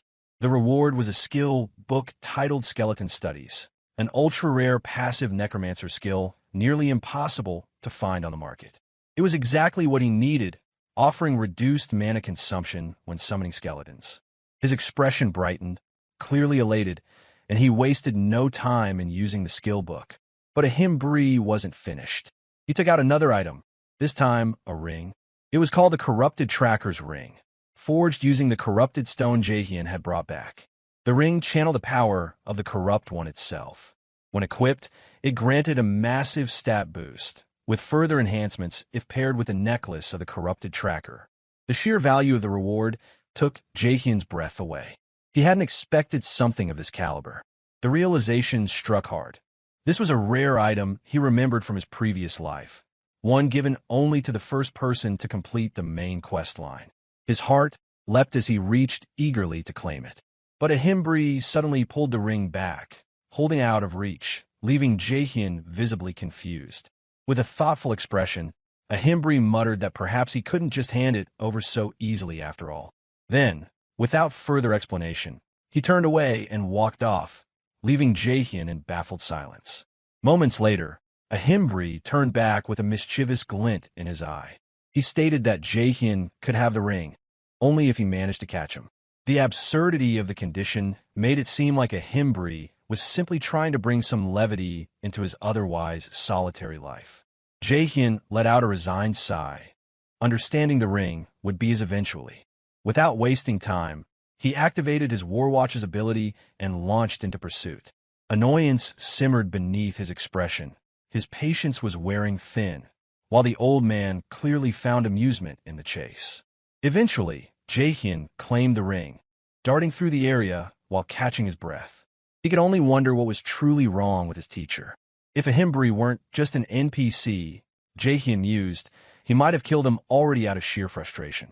Despite the ordeal, he now had the ring in hand, and, more importantly, had received the next quest. Ahimbre explained that all contact with an agent named Miji had been lost and suggested that Jaehyeon head to Tsuryu Castle to investigate. Anger shimmered beneath the surface of Jaehyeon's thoughts, yet he decided to let Ahimbre off without consequence. It wasn't worth the energy, not now. Internally, he calculated his next step, noting that the area around Tsuryu Castle was high-level territory. If he was to venture there, he needed to raise his level a bit more along the way. Just then, his Warwatch emitted a chime, signaling an incoming message from Ramani. She mentioned that she had urgent news to share, having uploaded the Golden Skeleton solo raid footage to the platform. She urged him to check it out for himself. When he did, he found himself staring in disbelief. The video had gone viral, amassing nearly 2.4 million views. Positive comments flooded in, along with an overwhelming wave of donations. His eyes widened in stunned silence, unable to comprehend the scale of it all. The sheer amount of money flowing into his account made his breath hitch. It was as if he'd been struck by a truck. The realization hit so hard that his legs gave way, and he landed on the ground in a daze. He stared at the figures on the screen, counting and recounting the deposits to confirm whether this was real or a hallucination. As the reality sank in, he began muttering to himself about dinner. Steaks, fish, and all manner of high-quality meats he'd long gone without. His eyes lit up with excitement as the images of those meals danced in his mind. Saliva gathered at the corners of his lips while he silently marveled at the sheer stroke of luck. He had anticipated a good reaction to the video, but what he received had far exceeded anything he imagined. With the giddy joy of unexpected success pulsing through him, he decided it was time to log out and reward himself. After all, he had earned it. Just then, another notification arrived, this time a donation of 1 million won. Alongside it came a message requesting Jaehyeon's attention.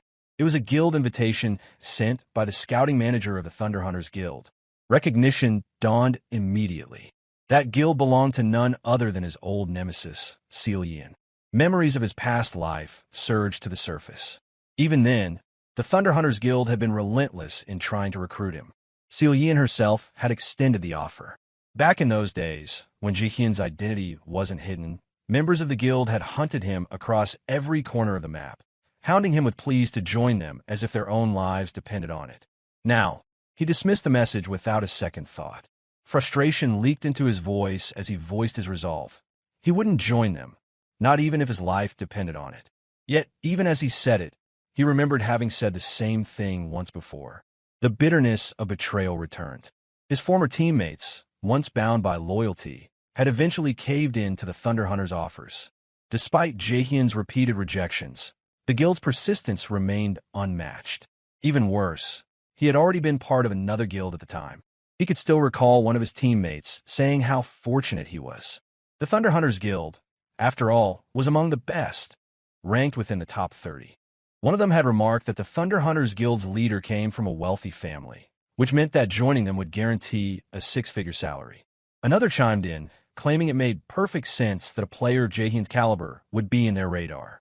He noted that in every one of their uploaded guild raid videos, the comment sections were filled with praise for Jaehyeon alone. That teammate seemed pessimistic, almost resentful, wondering how someone so skilled ended up in a lesser-known guild like theirs. Jaehyeon had cut them off sharply. He made it clear that no amount of money or salary would tempt him into joining the Thunder Hunters. Becoming the strongest guild would eventually bring the money anyway, so there was no need to jump ship for a shortcut. He preferred to remain with his current guild, to grow stronger alongside his teammates. Someone let out a nervous laugh. It suggested that perhaps the Thunder Hunters had already begun laying the groundwork. They were simply waiting for the perfect moment to make their move. In hindsight, that conversation echoed bitterly in Jaehyeon's mind. He had placed absolute trust in his team, giving his all without reservation, only to realize too late that they never held the same loyalty. Regret settled deep in his chest as he acknowledged the truth. It made sense why they were swayed so easily.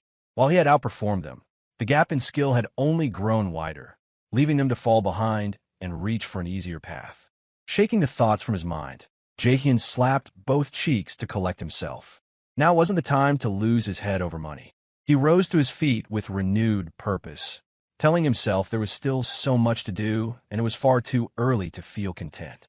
The best way to use this windfall was to invest the money he earned in becoming stronger. With that thought, he summoned his skeleton squad. Blue flames twisted into form as the undead warriors emerged one by one. The original skeletons' eyes burned with unwavering resolve, while the others stood tall and intimidating. Without delay, they all struck a battle-ready pose, clearly prepared to face the golden skeleton again. But Jaehyeon immediately shut down their enthusiasm, grumbling that the golden skeleton had already been taken care of. A slew of annoyed curses followed as he waved them off. He then laid out new instructions. From this point forward, it would be hardcore training.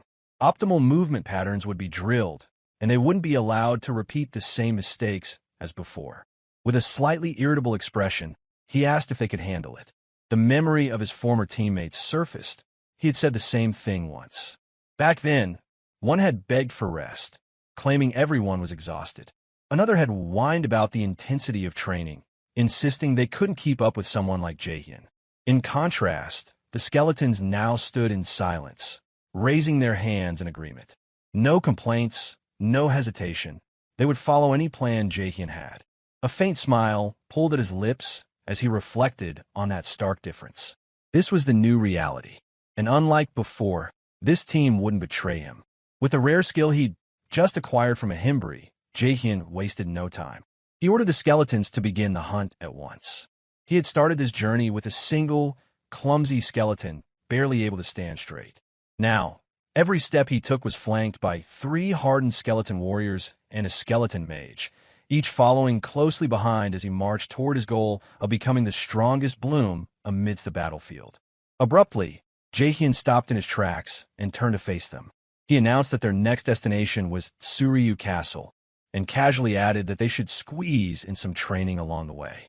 The skeletons, as if understanding his point, simultaneously nodded in agreement. But in truth, not one of them knew what kind of training he meant. Confusion flickered in their hollow eyes. Jaehyeon then pulled a club from his inventory, holding it up as he explained the simplicity of their training plan. No drills, no combat, just a long run to their next destination. And if any of them lagged behind, they'd be reminded of their mistake with the business end of that club. Without delay, he took off after them, chasing the confused undead with manic determination. Threatened by blunt force discipline, the skeletons sprinted in panic, a tragic consequence of their low intelligence stats. Together, they charged toward Tsuryu Castle, as if fleeing a deranged coach. Meanwhile, elsewhere in the game world, Selian sat in still silence, lost in thought. A fellow guild member approached her and asked what was on her mind. She didn't reply. She had just finished a brutal hunt, leaving behind a mountain of dragon corpses, and now sat atop them, unmoved and brooding. The guild member, Hachi, reminded her that the meeting was about to begin. Descending from her throne of carnage, Selian finally spoke, asking for an update on the corrupted Count quest line. Hachi reported that nothing new had been uncovered. They still hadn't found a way to trigger the next phase of the quest. He reported no progress in the quest, and the trail had gone cold. A trace of irritation surfaced in Selian's expression as she muttered how absurd it was that the Hydra Guild was currently ahead of them in the main quest. The thought was humiliating for her. Hachi attempted to reassure her. He mentioned the upcoming meeting with the leaders of the top 30 guilds, assuming that some new information would emerge. But Selian dismissed the idea immediately. No gathering of overconfident elites was going to solve anything. Half joking, Hachi called her cold and reminded her to be careful. After all, Selian wasn't just part of the top 30 guilds. She led the very best among them. And if even she couldn't find the way forward in the main quest, she doubted anyone else had either. After acquiring a substantial fortune, Jaehyeon momentarily struggled against the pull of indulgence. Fortunately, restraint prevailed, and he chose a different path. The shift was largely due to the invitation from the Thunder Hunters Guild, which had triggered memories of betrayal in his past life. Memories that still lingered from the life he lived before his untimely death and subsequent regression. From that moment, he committed himself to the path of a relentless predator, pouring every fraction of money he earned back into the game. The first task was to repay all outstanding debt, including the interest, entirely in cash. The loan shark who had originally provided the funds sat speechless, unable to believe that Jaehyeon could clear such a massive loan in a single sum. Next, Jaehyeon invested in an array of rare skill books, specifically chosen to bolster the weaknesses in his offensive capabilities. For a fleeting moment, pride welled within him. He had earned this money through effort and managed to reclaim control over his life. But when reality took hold, a sense of despair followed. His bank account was empty. Every last coin had been funneled into preparation. The tears that followed were not from regret, but from the weight of sacrifice. Nearby, the skeletons he had summoned stood bewildered, unsure of why their master alternated between satisfaction and sorrow. Even after some time had passed, the sting of having spent everything remained sharp. Yet as the rare skill books floated before him, he set aside the pain. The moment of transformation had arrived. He placed his hand on the first book. A surge of light flared outward, followed by a notification confirming he had acquired a new skill, skin stitching. This passive ability fortified his skin using monster parts, providing a boost to his defense. To test it, he summoned the horn of a skeleton warrior and activated the skill, and his defense stats climbed by 5. He observed the changes intently, lifting his hand and watching faint glimmers flicker across his skin.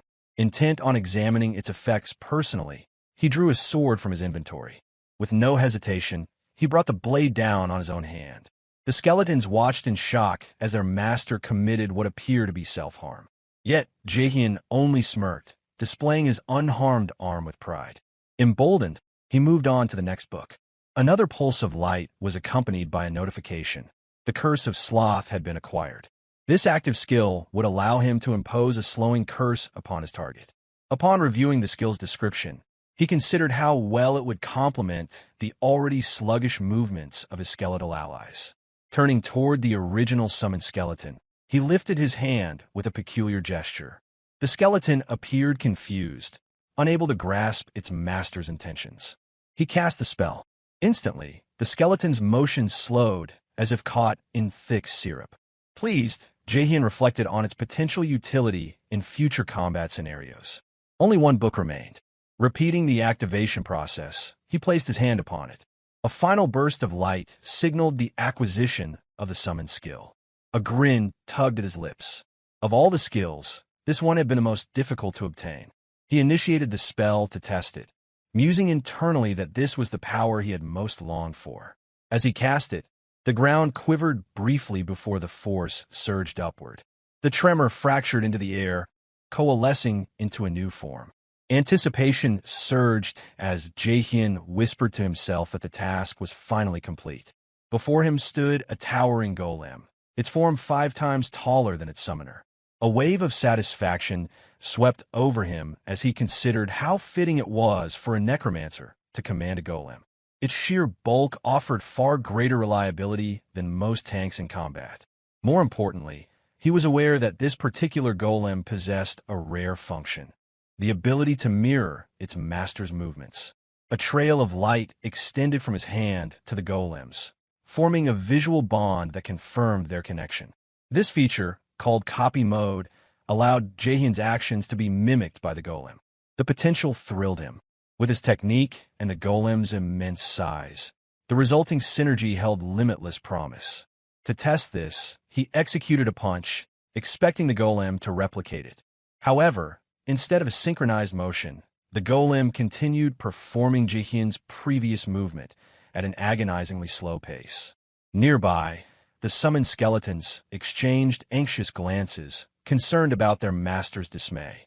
Frustrated, Jaehyeon tapped at his war watch in confusion, suspecting a malfunction. Panic stirred in his thoughts. A bug, perhaps? Something broken? Only when he raised his gaze did the golem complete the punch, precisely mirroring the action, but at its maximum slow speed. Realization struck. That sluggish pace was the best the golem could manage. The bitter truth prompted a hollow laugh from Jaehyeon, who muttered in defeat that nothing seemed to be going in his favor. Tears followed soon after, lamenting the addition of a slow golem to his now empty bank account.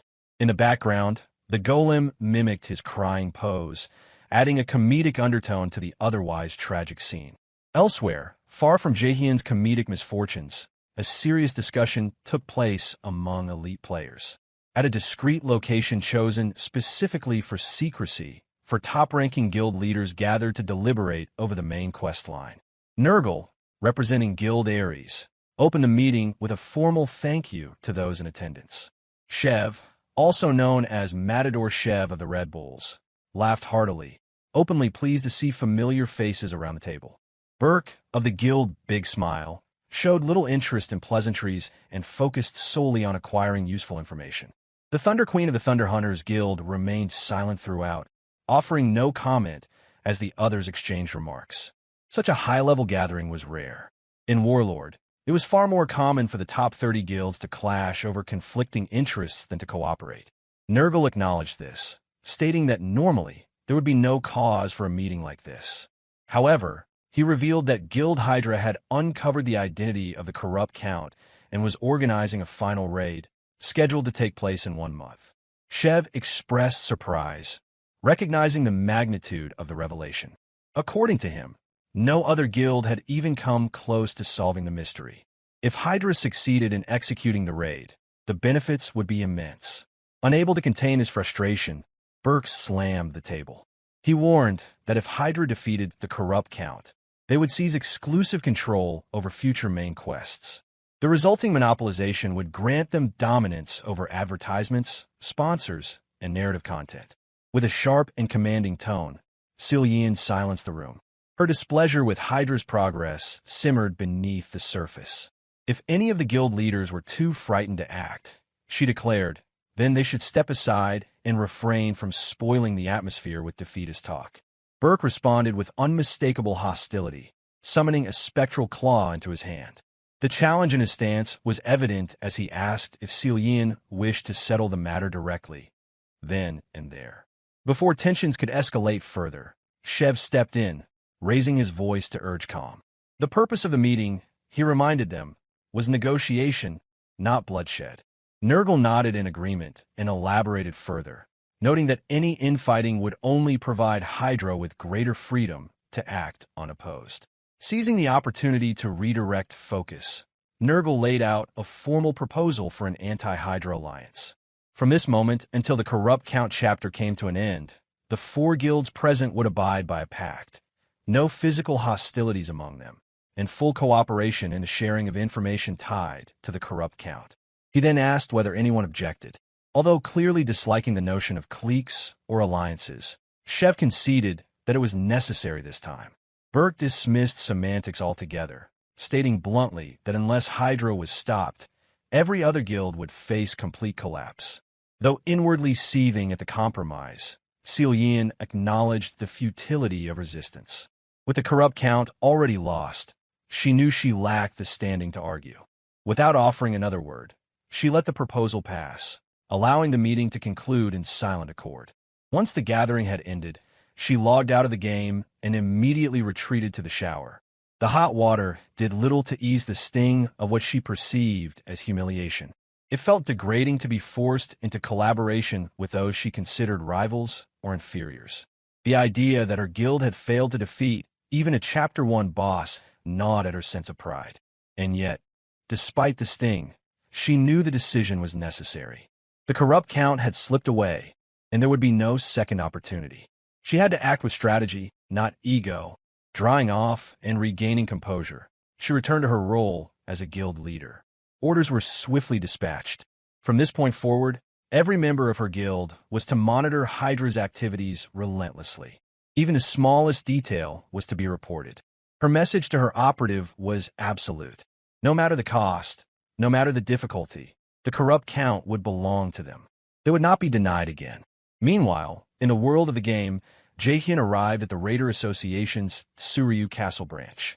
Upon speaking to the attending staff member, he was quickly met with a directive that left him stunned. Upon learning that Jaehyeon had been sent by a Himbri, the staff explained the situation. Agent Miji had gone missing while investigating the corrupt stones. The last known location, the perilous Babura Forest. Jaehyeon immediately expressed disbelief, stating that the forest was filled with level 70 monsters. Entering such a zone at his current level would mean certain death. But the staff remained resolute. Precisely because Jaehyeon was a Himbri's disciple, he was the one being asked to go. Refusal, he warned, would result in his title, Corrupt Tracker, being revoked. Reluctantly, Jaehyeon accepted the conditions. He couldn't afford to lose the title. It was the key to advancing the main storyline. Sometime later, he sat alone in the plaza, lost in thought. Everything had happened so quickly. He had only just begun his journey, yet now found himself cornered into undertaking a lethal mission just to retain the title he had barely earned. Frustration bubbled over as he cursed the situation aloud. Eventually, he opened his quest window. The prompt awaited him was to locate the missing agent Miji and assume responsibility for the investigation into the corrupt stones. The path forward, dangerous as it was, had already begun. The reward wasn't particularly valuable, yet Jaehyeon had no choice. Losing his corrupt tracker title would mean being removed from the main questline entirely. Frustration took hold as he muttered complaints about the escalating difficulty of the quests. It became clear to him that his strategy of accepting quests well above his level had finally caught up to him. By all reasonable standards, those previous tasks should have been impossible to complete. Somehow, he had managed to survive and advance, but now the consequences had arrived. Following his meeting at Suryu Castle, he had been assigned a quest tailored for players at level 60 and above. Doubt clouded his thoughts. He couldn't afford to abandon the main storyline, not after making it this far, yet entering Baburu Forest remained an impossible option. As he sat immersed in uncertainty, a conversation between a male and female player nearby drifted to his ears. The man remarked on the possibility that Hydra Guild might soon complete the main quest line. If that happened, they would gain a significant advantage over all other guilds.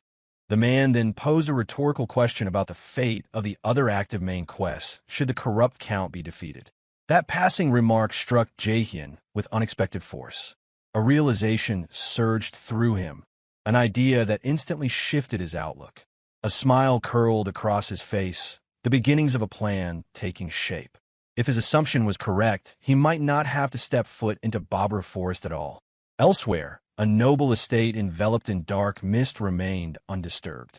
A scout posted outside the estate sighed to himself, noting once again that nothing unusual had occurred. The black-haired man grumbled aloud, expressing disdain for the monotonous assignment. Hours spent watching an inactive castle had begun to chip away at his sanity. Beside him stood Nadal, Hydra Guild's 8th in command. The brown-haired operative shared the watch duty, and the scout took the opportunity to wonder aloud what reward would follow the defeat of the corrupt count. He speculated whether such a victory might finally propel Hydra into the ranks of the most elite guilds. Nadal dismissed the speculation, reminding his guild mate not to jump ahead. Their mission was far from complete. They were to remain hidden, surveilling the corrupt count's castle in secret. He emphasized the importance of discipline. Any lapse that resulted in information being leaked could prove disastrous. Professionals, he said, knew how to remain calm, no matter the stakes. Their vigilance was soon tested. A sudden voice called out to Nadal by name. A player strode nearby, clearly not part of Hydra, and yet had somehow located them. The newcomer was Kim's, a third-ranked member of the Red Bulls Guild. He greeted Nadal casually, seemingly unaware of the sensitivity of the situation. Caught off guard, Nadal hesitated before questioning what a Red Bulls member was doing in this area. Kim's appeared momentarily puzzled, then offered an explanation. The mountain was home to a powerful boss monster, and he had come to challenge it. Turning the question around, he asked whether Nadal was also pursuing the boss. Nadal shared a glance with his subordinate, revealing their true objective was not an option. In the end, he claimed they too were here for the boss monster. However, Kim's didn't leave quietly. Taking note of Nadal's disheveled appearance, he joked about whether Nadal needed to relieve himself. Nadal's temper flared instantly, though Kim seemed oblivious to the insult he had delivered. As Kim's walked off, he casually told Nadal to go ahead and take care of himself. Nadal lost all composure, shouting that it wasn't what it looked like. His subordinates struggled to keep him from charging after the departing player. Nadal remained furious as Kim's walked farther away, his frustration barely contained by the subordinate holding him back. Once at a safe distance, Kim's tapped his war watch to send a report. He reflected on the surprising accuracy of the anonymous tip they had received. It had been real. Meanwhile, at his own location, Chev lounged with Yell, casually musing about the improbability of the situation. An anonymous tip had turned out to be valid. Yell admitted she had initially thought the information regarding the corrupt count's whereabouts was a prank. They had only sent Kim's to investigate out of caution. Shortly after, she voiced a new concern: the motive behind such a significant piece of information being offered for free. Chev wasn't certain, but speculated it might have come from someone inside Hydra Guild who bore a grudge against their own. Continuing his communication, Kim's noted that the Red Bulls weren't in a position to be selective about such leads.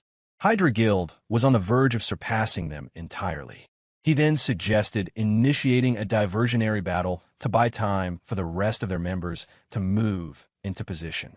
Chev rejected the idea, advising him to retreat for now. If that really was the corrupt Count's castle, then most of Hydra's top forces would be concentrated there. He emphasized that losing a key asset like Kim's at this stage would be too costly.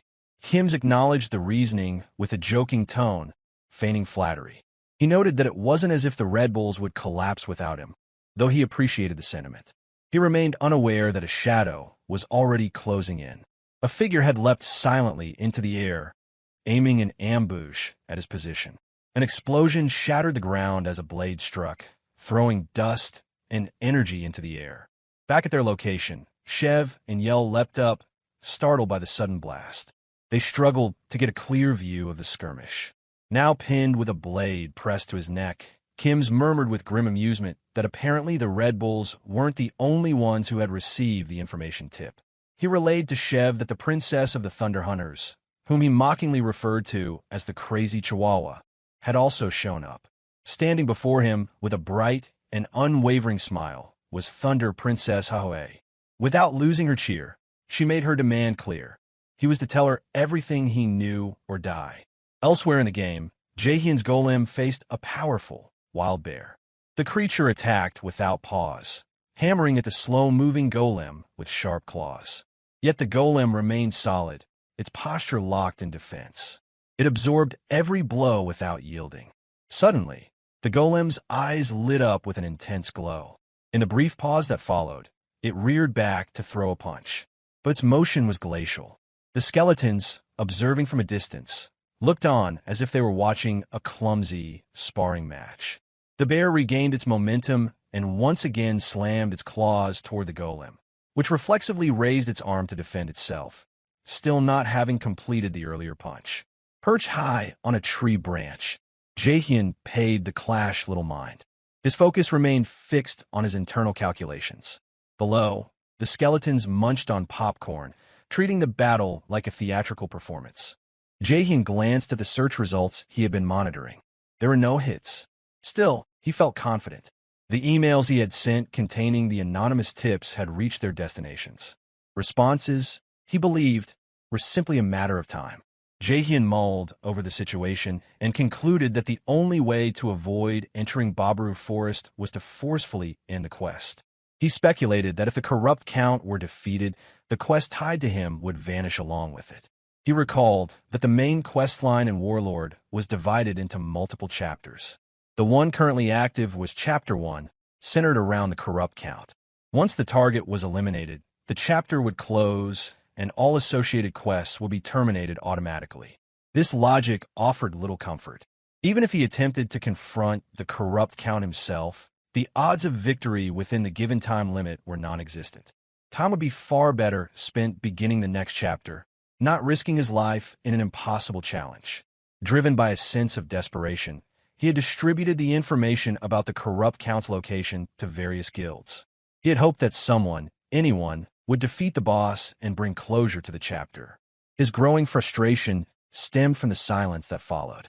No replies came to his emails, and no action seemed to be taken. Just then, a notification alert grabbed his attention, snapping his focus to the screen. His gaze locked in as the message appeared. Hydra Guild's official channel had launched a live stream. At that exact moment, a loud crash echoed as his golem's arm detached and hit the ground. After enduring wave after wave of attacks from the relentless bear, the construct was far from peak condition. But the bear showed no intention of stopping. It charged forward, claws gleaming, targeting the golem's exposed head. In a blur of motion, Jaehyeon leapt from the tree where he had been perched and delivered a devastating punch to the bear. As his fist connected, he muttered for the creature to be quiet. Upon landing, he made it clear that he needed to watch the live stream. The sudden declaration brought silence to the chaotic surroundings. Soon after, Jaehyeon sat comfortably with his summoned creatures gathered around him. All of them focused their attention on the broadcast. The Hydra Guild's host greeted the viewers and outlined the plan. They intended to be the first to uncover the true identity of the corrupt Count, and a live stream would cover their preparations to conduct a raid. As anticipation mounted, the host prepared to announce the raid date. Jaehyeon could only hope that the planned timing fell within his own quest duration. That was all he wished for after risking exposure by leaking the privileged information from his previous life, just to avoid entering another danger. Relief washed over Jaehyeon the moment the host declared that the raid would commence in 3 days. Though the timing arrived sooner than expected, it fell neatly within his projections. For a brief moment, he maintained the appearance of calm precision, every movement deliberate as though molded by confidence. They moved according to his orchestration, unaware they were dancing to the rhythm of a single puppeteer. Internally, however, an elation stirred that he could no longer contain. A suppressed snicker escaped as satisfaction bloomed. Everything had unfolded exactly as calculated. By leaking a few carefully worded emails regarding the corrupted Count quest, he had manipulated the major guilds with surgical precision. When the public announcement passed, Jaehyeon quietly resumed training his summoned golem in a secluded forest clearing, where towering bears served as formidable sparring partners. Though made of stone and devoid of emotion, the golem moved with purpose under his command, while the skeletal minions, grotesque figures of bone, stood by, clattering in eerie excitement as they cheered the scene like spectators at a grim festival. Even as he observed the battlefield, his thoughts drifted to the upcoming raid. With only 3 days remaining, anxiety must have begun to fester within the ranks of the Hydra Guild. After all, he had leaked the same information to their rivals. Yet he remained unfazed. Having lived a life where the Hydra Guild rose to prominence, he knew their core well. Their advancement in the main quest line outpaced most factions, and their members possessed skill sets refined through countless battles. Jaehyeon speculated that once the main quest reached its conclusion, the burden tethered to his sub-quest would dissolve. In 3 days' time, freedom loomed, an end to obligations, a step into the life he truly desired. With hope and strategy hand in hand, he believed liberation was close at hand. Time moved with merciless speed, and the day of the raid arrived almost without warning. Driven by urgency and pressured by rival guilds closing in, Hydra Guild launched a premature assault against the first chapter boss, the corrupted Count. Their party struggled through the castle's defenses, barely scraping their way to the boss chamber. By the time they reached the final enemy, their forces were already depleted. One by one, their members fell, their final efforts broadcasted in real time for the world to witness. Not only had Hydra Guild failed spectacularly, but Jaehyeon's grand scheme had unraveled with them. The screen that once displayed his triumph now flickered with defeat. His chest tightened. Rarely had disappointment taken such a visceral hold of him. Watching one of the most capable guilds flounder in front of millions shattered his calculated worldview. In a fit of unfiltered frustration, his hand lashed out. His phone struck the floor with a sharp thud, the plastic casing cracking as rage filled the room. His voice thundered in disbelief. Fury surged as he questioned their lack of planning, their reckless timing, their audacity to fail so blatantly.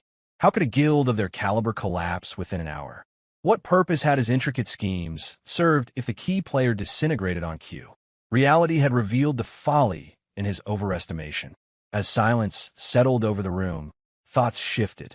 With Hydra Guild proving unreliable, new paths had to be charted.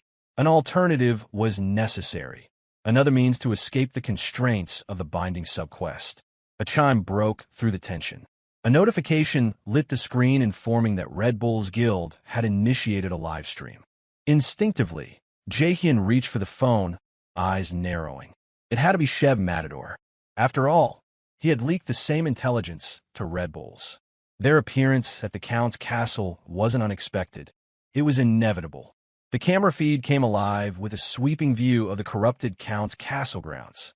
At its forefront stood Chev, unwavering, the battlefield reflecting in his eyes. The signs were unmistakable. The terrain was already restored. Clearly, Hydra Guild had perished here. Chev's moment had come.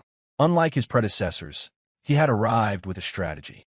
Calmly, he turned to his comrades and questioned if they had witnessed what transpired. His tone was level but laced with purpose. Unlike the rushed spectacle of Hydra Guild, Red Bulls had prepared. Chev addressed his assembled guild with a measured tone, acknowledging that the corrupted Count was no ordinary opponent. The enemy had already overwhelmed the Hydra Guild, a force regarded with respect and fear. Beyond brute strength, their downfall had stemmed partly from a lack of preparation, insufficient backup supplies, and poorly timed responses. As Chev confessed the odds were against them, he accepted the daunting challenge ahead. Yet, despite the overwhelming danger, a powerful conviction charged his voice. He thrust his blade into the ground with solemn defiance, declaring that the Red Bulls Guild would rise to the challenge. Hydra might have been strong, but in his eyes, Red Bulls were stronger. The field erupted in unified war cries, their collective roars swelling with adrenaline. These warriors were not fledgling adventurers. They were elite veterans, hardened by experience and driven by ambition. With the prize looming before them, no obstacle would deter their charge. Elsewhere, Jaehyeon sat glued to the stream, tracking every moment through his phone. The raid's start felt imminent, and the intensity in the air gripped him tightly. Although he recognized the strength of Red Bulls, he couldn't shake the belief that even they lacked the means to bring down the corrupted Count. But then, as Chev spoke once more, something shifted. With a tone both bold and theatrical, Chev introduced a crucial development, a surprise alliance that made Jaehyeon's fingers tense around his phone. A glimmer of rage crept across his expression, followed by a subtle twist of disbelief. The name that followed was unexpected: Thunder Hunters. Taking center stage, the camera panned to the woman approaching with steady steps, flanked by her loyal elites. The guild members parted instinctively to make way for their master. She moved like lightning incarnate, and with each step came the quiet thunder of awe. The Thunder Queen, Shuru, known formally as Selian, had arrived. Jaehyeon blinked, stunned. Of all possibilities, this alliance had not crossed his mind. He had purposely withheld the leaked intel from Selian, ensuring that Thunder Hunters remained out of the raid's politics. Whatever deals or negotiations transpired between the upper echelons of the top guilds, he had not foreseen this outcome. Yet, here she was, commanding presence, a storm given form, marching along with the Red Bull's banner. The memory shifted to the night before the raid. Red Bulls had encamped just outside the estate. The crackle of firewood echoed beneath a starry sky as Chev sat across from Selian, the fire's glow reflecting off his armor. Her unexpected request for a private audience still puzzled him. Two figures stood behind her, silent and dangerous, high-ranking members of Thunder Hunters known collectively as the Princesses. Their presence wasn't ceremonial, it was calculated. Despite the tension, Chev broke the silence with a half-joking accusation, wondering aloud if Selian had come to declare war. With calm detachment, Selian denied the claim. In her eyes, they were allies, nothing more, nothing less. Chev pressed further, mentioning the unfortunate incident involving one of his members. He gestured to Kim, who still bore bruises from a fierce encounter with one of the princesses. Without missing a beat, Selian dismissed the event as a cultural misunderstanding. A simple greeting, she claimed, the faintest of smirks forming on her lips. Behind her, the princess responsible sneered in open amusement. With the false pleasantries cast aside, Selian cut to the point. She confronted Chev directly, stating she knew he had received information on the corrupted Count. Chev attempted to deflect, pretending ignorance, but she had little patience for games. With sharp precision, she revealed her awareness that several top 30 guilds had acquired the same data. In her view, the moment a brute like Chev began tracking the corrupted Count's domain, the truth became self-evident. Cornered, Chev let out an uneasy laugh. Her deduction left no room for evasion. In the end, he admitted she was right, though he maintained he had no clue about the identity of the one who leaked the information. Selian's eyes narrowed. She wasn't finished and asked the final question, direct, unrelenting, if he truly believed Hydra Guild ever stood a chance against the corrupted Count. Chev confessed that he lacked an answer, but Selian had already drawn her own conclusion. In her eyes, Hydra Guild was bound to fail. Their decision to initiate the raid stemmed not from sound tactics, but from a desire for prestige, to claim the honor of being first. Yet, as she pointed out, the corrupted Count served as the inaugural boss of the main quest, and that alone ensured it would be no easy feat strategically, Allowing other guilds to challenge the raid first and collecting the resulting data would have been the wiser path. Of course, Chev wasn't naive. He understood that Selian hadn't come merely to gossip about Hydra Guild's shortcomings. His voice carried a note of skepticism as he pressed her to share her true motive. A faint smile curved her lips, eerie in its calmness, masking the storm simmering beneath. While her outward demeanor remained composed, internally she was seething. The Hydra Guild's head start had forced her into this alliance with a brute she didn't fully trust. Now, adding salt to the wound, he had secured the leaked intel before she did. The humiliation stung deeper than she cared to admit. Then, without warning, the table shook as she drove her sword into it. Her fury pierced the quiet night. Chev remained unflinching, his face a mask of amusement, while Kim tensed nearby, ready to intervene. A raised hand from Chev held him back. Her fingers tightened on the embedded blade as she spoke, offering an alliance for the corrupted Count raid. She didn't mince words. With an unsettling smile, she declared her intent to deliver the first kill into Chev's hands. He recognized the situation for what it was. Whether a ploy or a genuine offer, Selian had positioned herself well. There was no real choice but to accept. The alliance was sealed in necessity, not in trust. When the raid commenced, the true measure of her strength became evident. On the battlefield, Selian proved that her reputation wasn't built on words alone. With each swing of her sword, she carved down monsters with terrifying precision. Her movements were fluid, calculated, and undeniably deadly.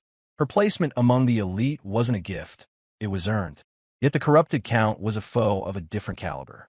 As the boss of the main quest's first chapter, he towered in strength and intellect above the monsters that came before. This was no mindless brute. He was cunning, and his voice echoed through the fortress with malevolence.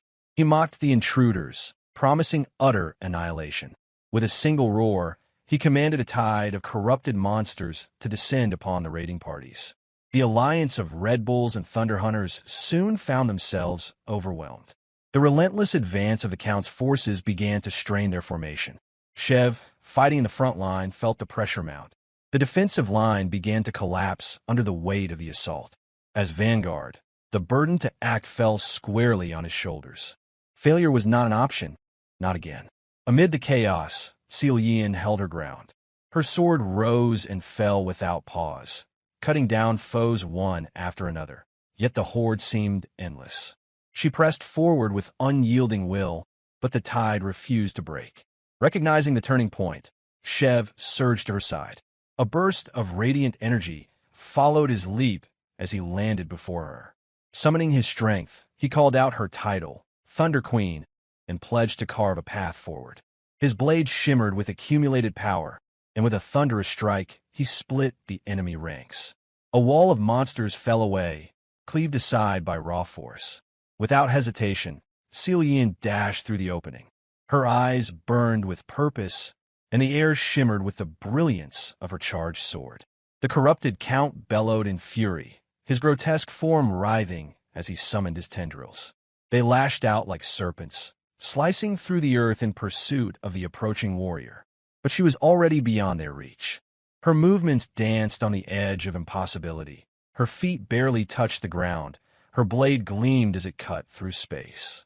The tendrils struck nothing but stone and air, unable to halt her advance. A smile tugged at her lips as the pattern broke, revealing an opening toward the boss. She dashed forward, momentum building as she launched herself into the air. The corrupted Count stood directly ahead, the intended recipient of a devastating blow she had prepared with care.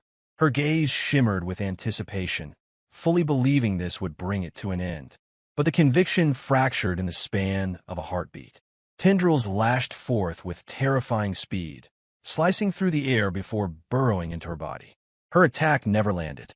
Instead, her torso was pierced cleanly as the tendrils erupted from her back. They hoisted her into the air, suspending her above the battlefield. Blood spilled in steady streams, splashing the ground below with every passing second. Chev's voice tore through the chaos as he shouted her name. He understood, then, that she had been the only one with the speed and strength necessary to truly challenge the corrupted Count. Suspended and bleeding, Her lips moved faintly. Words too quiet to hear passed from her mouth as blood stained her armor and trickled from the corners of her lips. Then, in a single instant, blades of light burst from her hands, strikes that cleaved the tendrils apart. Her body dropped free and immediately charged forth with seething fury. Despite the pain, she stood tall again. Her body trembled, not from fear, but from the rage ignited by the threat of failure. To falter now meant disgrace. Her eyes shone fiercely, a mixture of pride and desperation fueling her next movement.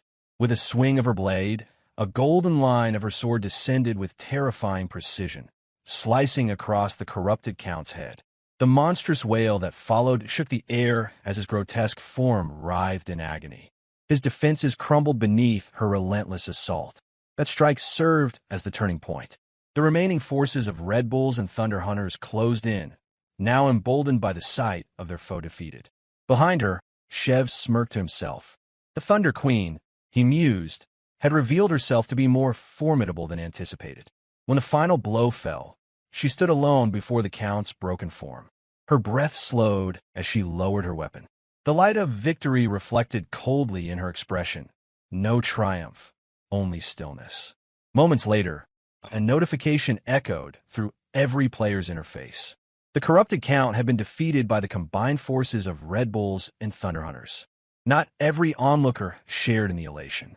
Elsewhere, Jaehyeon sat quietly, the defeat settling in with crushing finality. The raid had succeeded, but the glory had not gone where he intended. Selian, of all people, someone he had purposely excluded from the information, had stolen the victory. The resentment built inside him like a fire barely contained. Fingers twitching with quiet frustration, he eventually exhaled, dragging himself toward the capsule. As he prepared to log in, he whispered to himself that it no longer mattered. The result remained. The corrupted Count had fallen. That was what he needed, regardless of who earned the credit. Yet the bitterness endured. He muttered with steely resolve that she should savor her fleeting moment. In his mind, the corrupted Count would be her final trophy. His hand clenched tight, a silent vow forming beneath his breath. The rest of it, all of it, would be his. As Selian stood beneath the fading shadow of the raid boss, basking in the acclaim of being the first to fell the corrupted Count, no trace of concern crossed her mind. The hatred that brewed in another corner of the world did not matter to her. For now, the crown was hers. But Jaehyeon had no intention of leaving the rest to her.